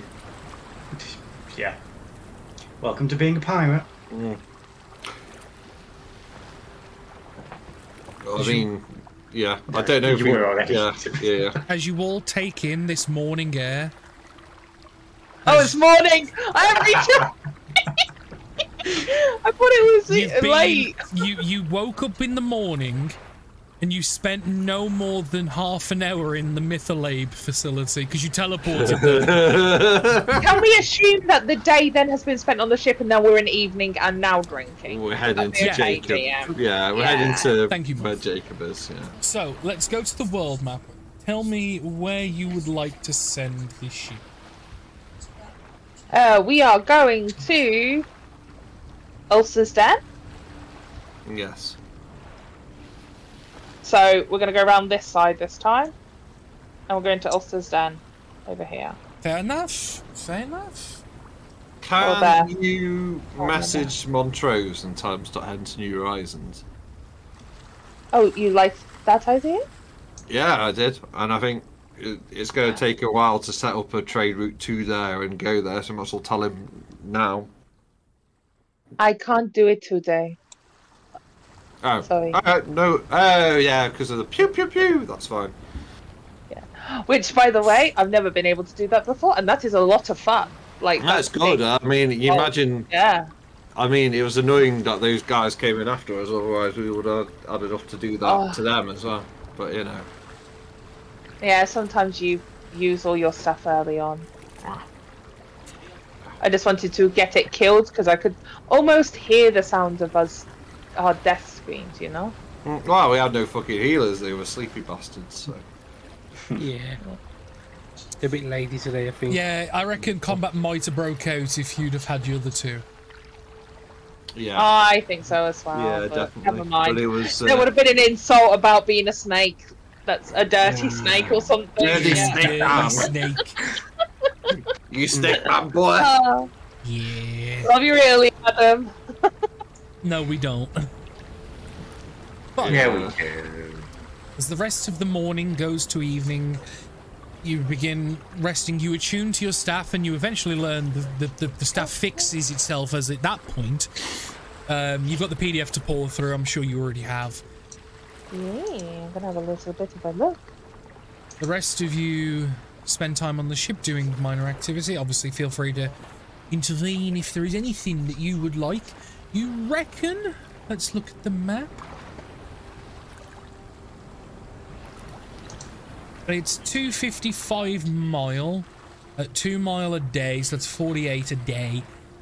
Yeah, it's gonna take about 6 days, just between 5 and 6 days to get there.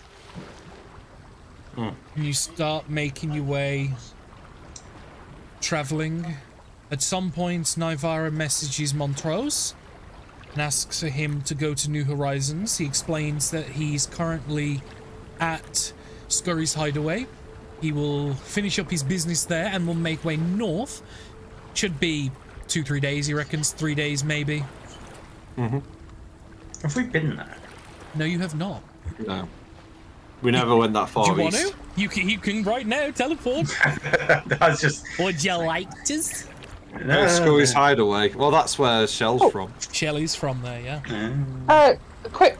I'll ask you outside of character, actually, Danny. I'll talk to you over the week about the shuttered stuff because it looks like it's increased again.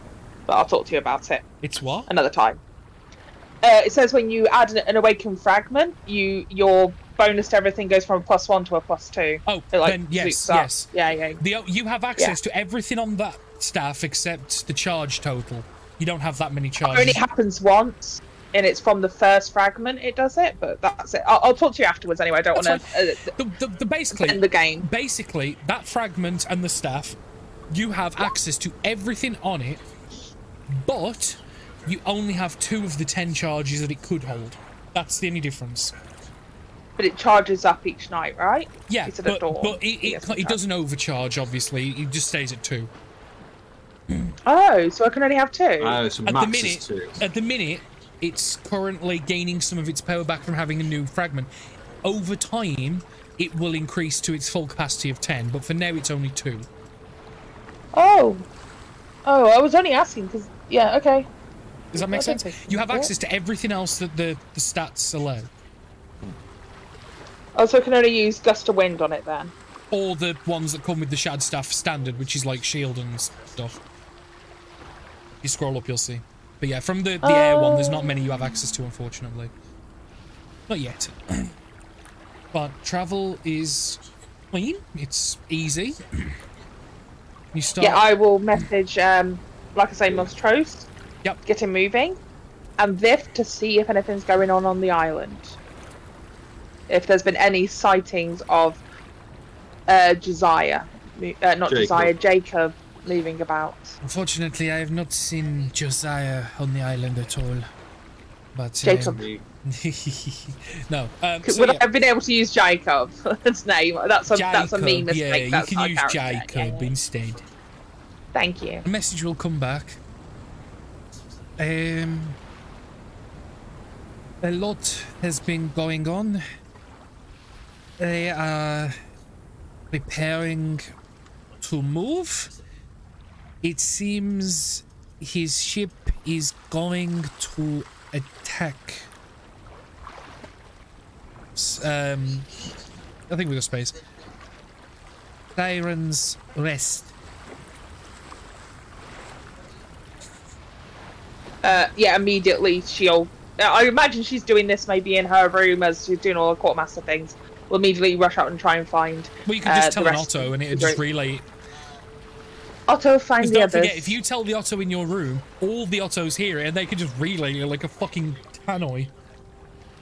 Yeah, so she'll say to Paula, basically the party and Capitan, they're on the move. They're going to Simon's Rest. Attention, all crew and captain. Message from Nivara. She has instructed that Prescott is on the move. To where, Otto? Oh, she's still rushing up at this point. She's... I imagine she bursts his freaking door when he's saying this. She doesn't even bother knocking this time. She just throws it open. So, I imagine everyone else is like running as well. Have you got your map? Yeah. Did we get the map? Yeah. Okay. They are going to attack the Siren's Rest. That's what? Oh, there's nothing there. We went there. There is. Oh my god. Is that why? So, no. There's the Yanti, the facility. Yeah, the weird fucked up place thing. Yeah, I meant it's attack's a weird word though, isn't it? If there's no one there, but that's what Viv said, saying that they were moving out and looked like they were going to attack Siren's Rest. That is what he said, isn't it, Danny? Yeah. Yes, it was. Yeah. It looks like they're moving, seemingly to attack Siren's Rest. Oh, Otto. What does this mean? Change course to Siren's Rest. As you all notice, the one Otto's got a hat over it, just like blocking it. Yes, Captain. And he just responds back. Won't they just leave? He keeps coming back. He does. He really does. If you tell him to leave, a new one will come 5 minutes later.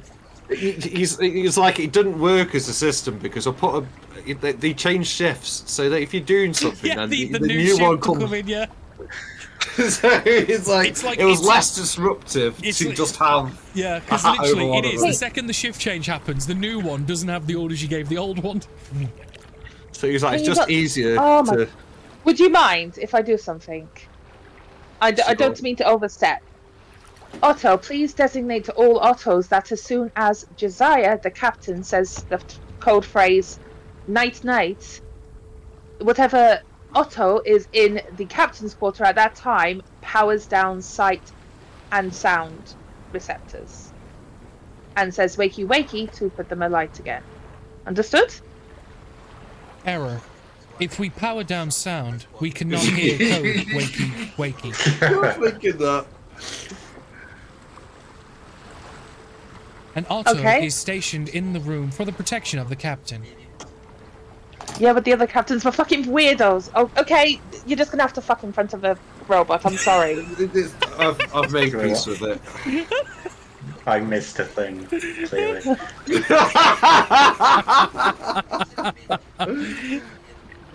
That's funny. I just like, he suddenly says, I made peace with it. Like, seriously. That's sort of weird, though. Would you not admit? I mean, fascists, control freaks, clearly. Not only that, but are you not worried that it somehow can record? Could it record? Can do that? Yes. Well, you can record. We have means of recording. Oh no. We have multiple forms of recording, which can include and is not limited to audio, video, and touch. My mom is just like almost laughing at this point, and she's trying to like bury it. Basically, the way it means by that is like if it gets touched in certain way, like if say if it gets hit by a hammer, it would know that it was hit by a hammer and where and like that type of thing. I see. It's like a memory. It's a memory feedback system of on what it touches. Not what it can see being touched. What touches it or what it touches. It records, like if it touches, say, like a fur rug, it would recognise fur on hand. Do you know what I mean? Yeah. That's kind of what it means by that. Well, I can understand where it sounds really fucking bad. But no, it does explain, as you mentioned it, that it has the means of recording. I'm just wondering, do we go to Siren's Rest? Yes. I don't think we do. No. Why not? Okay. Reason? Because going to Siren's Rest puts us in a fight-on-fight in potentially dangerous lands. With Ulcer's Den, it is their home turf. Let's neuter them. No, right, okay. I'll explain my rationale. It makes sense to go to Siren's Rest to see if they're to intercept and stop them fucking around. If they're not, Siren's Rest will continue down to Ulcer's Den because it's on the way. That's why. No. Yeah, but at the same point, I just think that if we skirt them and go to their home base and burn down their house, they're going to come back eventually anyway, and then we're on our terms. If we go to Siren's Rest, we potentially get in a fight with them, and then they run off to their home, and then we are going into their home turf. I get what you mean to have a look, but they are going to attack Siren's Rest. I mean, out of character, I feel like Danny really wants a naval battle. And he's doing everything to... They could easily stop us on our way. To be fair, I have my own opinions as to why both options are good and bad, but I'm really struggling to keep it to myself because I don't want to influence you guys, because I think both are really good and both are really bad for different reasons. It is up to you, though, Captain. You can lay down the law, maybe? What do you want us to do? I want to go stop him. I don't know how close he is to fucking around with what he's going to fuck around with. As you wish. There you go. Continue to silence rest. Very good, Captain. I'm a bit... I want to know what Barnett and Polo were doing, that they didn't come to your quarters when I screamed to the entire ship. They are both currently yes, in on the states way. of rest. Yeah. Oh, well, okay. Yeah, no. And maybe like the as soon as you end the sentence, as soon as you end your sentence, I probably like come through the door. It's like, what fuck's going on? Barnett is currently getting dressed. Yeah. Apologies for waking you up, Paula. I spoke to Biff, and he said that we were... that Prescott's lot had left, seeming to attack Siren's Rest. So we are going to Siren's Rest? Okay. That was it, and then we got in a bit of a conversation about stuff. Don't worry, you didn't miss out on much. Right. Sorry. Nova tried to make the robots less creepy and failed. And Yeah, they record. I have to tell them that. I kind of feel like I did. I mean, who would want to know? We have many other functions that we can perform on the ship. What's recording? Oh. As in, like, you know, with a magic mouse, how it records what you are saying and then can spit it out later? The spell? Like a parrot. Yes, I imagine it's like that. It can parrot things and images. You know, like how we can do minor illusion. I imagine it can do something similar. I don't know. I would like to play around with it some more. Otto, is there any way you can give me more privacy in my room? It's like heads in his hands almost. Right?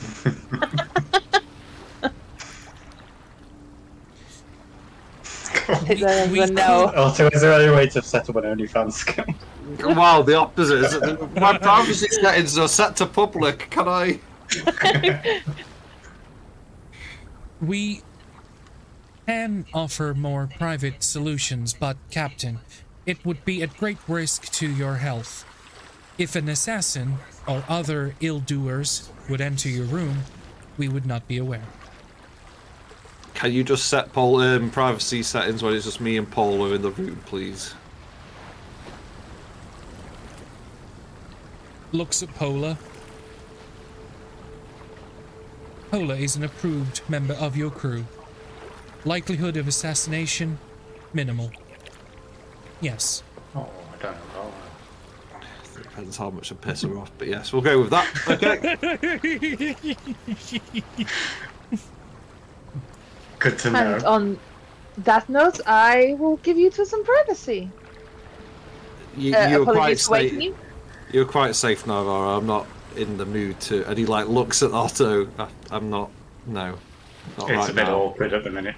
He just looks at, just staring deaf on Otto. Wait, is there an Otto in everybody's room? Or is it just your room? In the captain's room is the only Otto, but all the other Ottos patrol the galleyways of your rooms. There's probably like one. There is an Otto in your room, Nivara, because when you're in your office, obviously, I'd imagine you probably relay a lot of stuff to it. But I send it out as well. I won't let it stay in there with me. The only room that Ottos defiantly go into all the time is the captain's room, because they have been programmed to protect the captain at all costs. Crew are, quote marks, expendable. Might I suggest maybe just going in somebody else's room? Yeah. I think he's no, they follow me. Dax is going to hear some things. It's more the captain specifically than the room. Yeah. So if you were to leave, can we? So if you left and we stayed in, he walks out. You could give the ship to somebody else and they'd follow that person.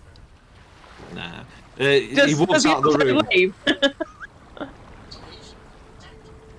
What was that, Rose? Sorry, what? I didn't hear. Does the Otto leave? I walk out the room. Does it follow me? Yeah. And I walk back in. It follows me back in. Yeah. See what I mean? Essentially, you have a personal bodyguard at all times on the ship. Well, it's like you. Yeah, I think of it like the president's suitcase, it's like with the new pretty codes, much. like Pretty much. yeah, it's just always the football, on as they call it. Yeah. Yeah. Because I've always got to give orders, it's always going to fucking follow me. Yeah, because obviously if you've got to give commands, you need to know how to relay it to all the other autos. I mean, if you stop thinking of it as a person, it might help a little. I'm sorry. I know it isn't. It looks like a person, but I don't see where you are so ashamed. Actually, with the exception of it's got legs, it kind of looks more like Johnny Five. Oh, okay. Cool. It's really, really machinized. It's not anthropomorphic in any way. It's bipedal, and it has arms and a head, quote marks, but it doesn't look human. It looks like a mix of Johnny Five mixed with the exoskeleton of a T-1000, like you know the bare bones skeletal. Yeah, a mechanical skeleton. Yeah. So like, if you want to add to the creep factor, that's kind of what they look like, because I haven't really expanded on that. They're barely human. Of course, you are so human, I guess. I think this is something for me and Paula to discuss later on.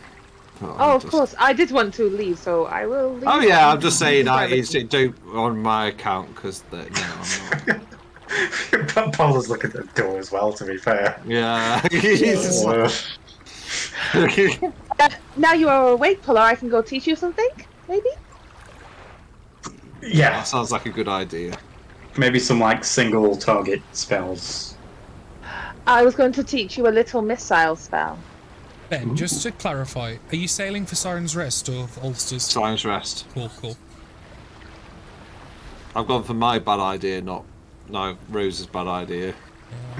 Yeah. I'll explain really quick. The reason why I thought going and attacking the home base is bad, because what happens if you smash the den of a cockroach? It goes somewhere else. It also has defenses. And then but the big fact is you won't know where they. We won't know where they are. Yeah, you know where they live now. Whereas if you smash their burrow, you don't know where they're going to go.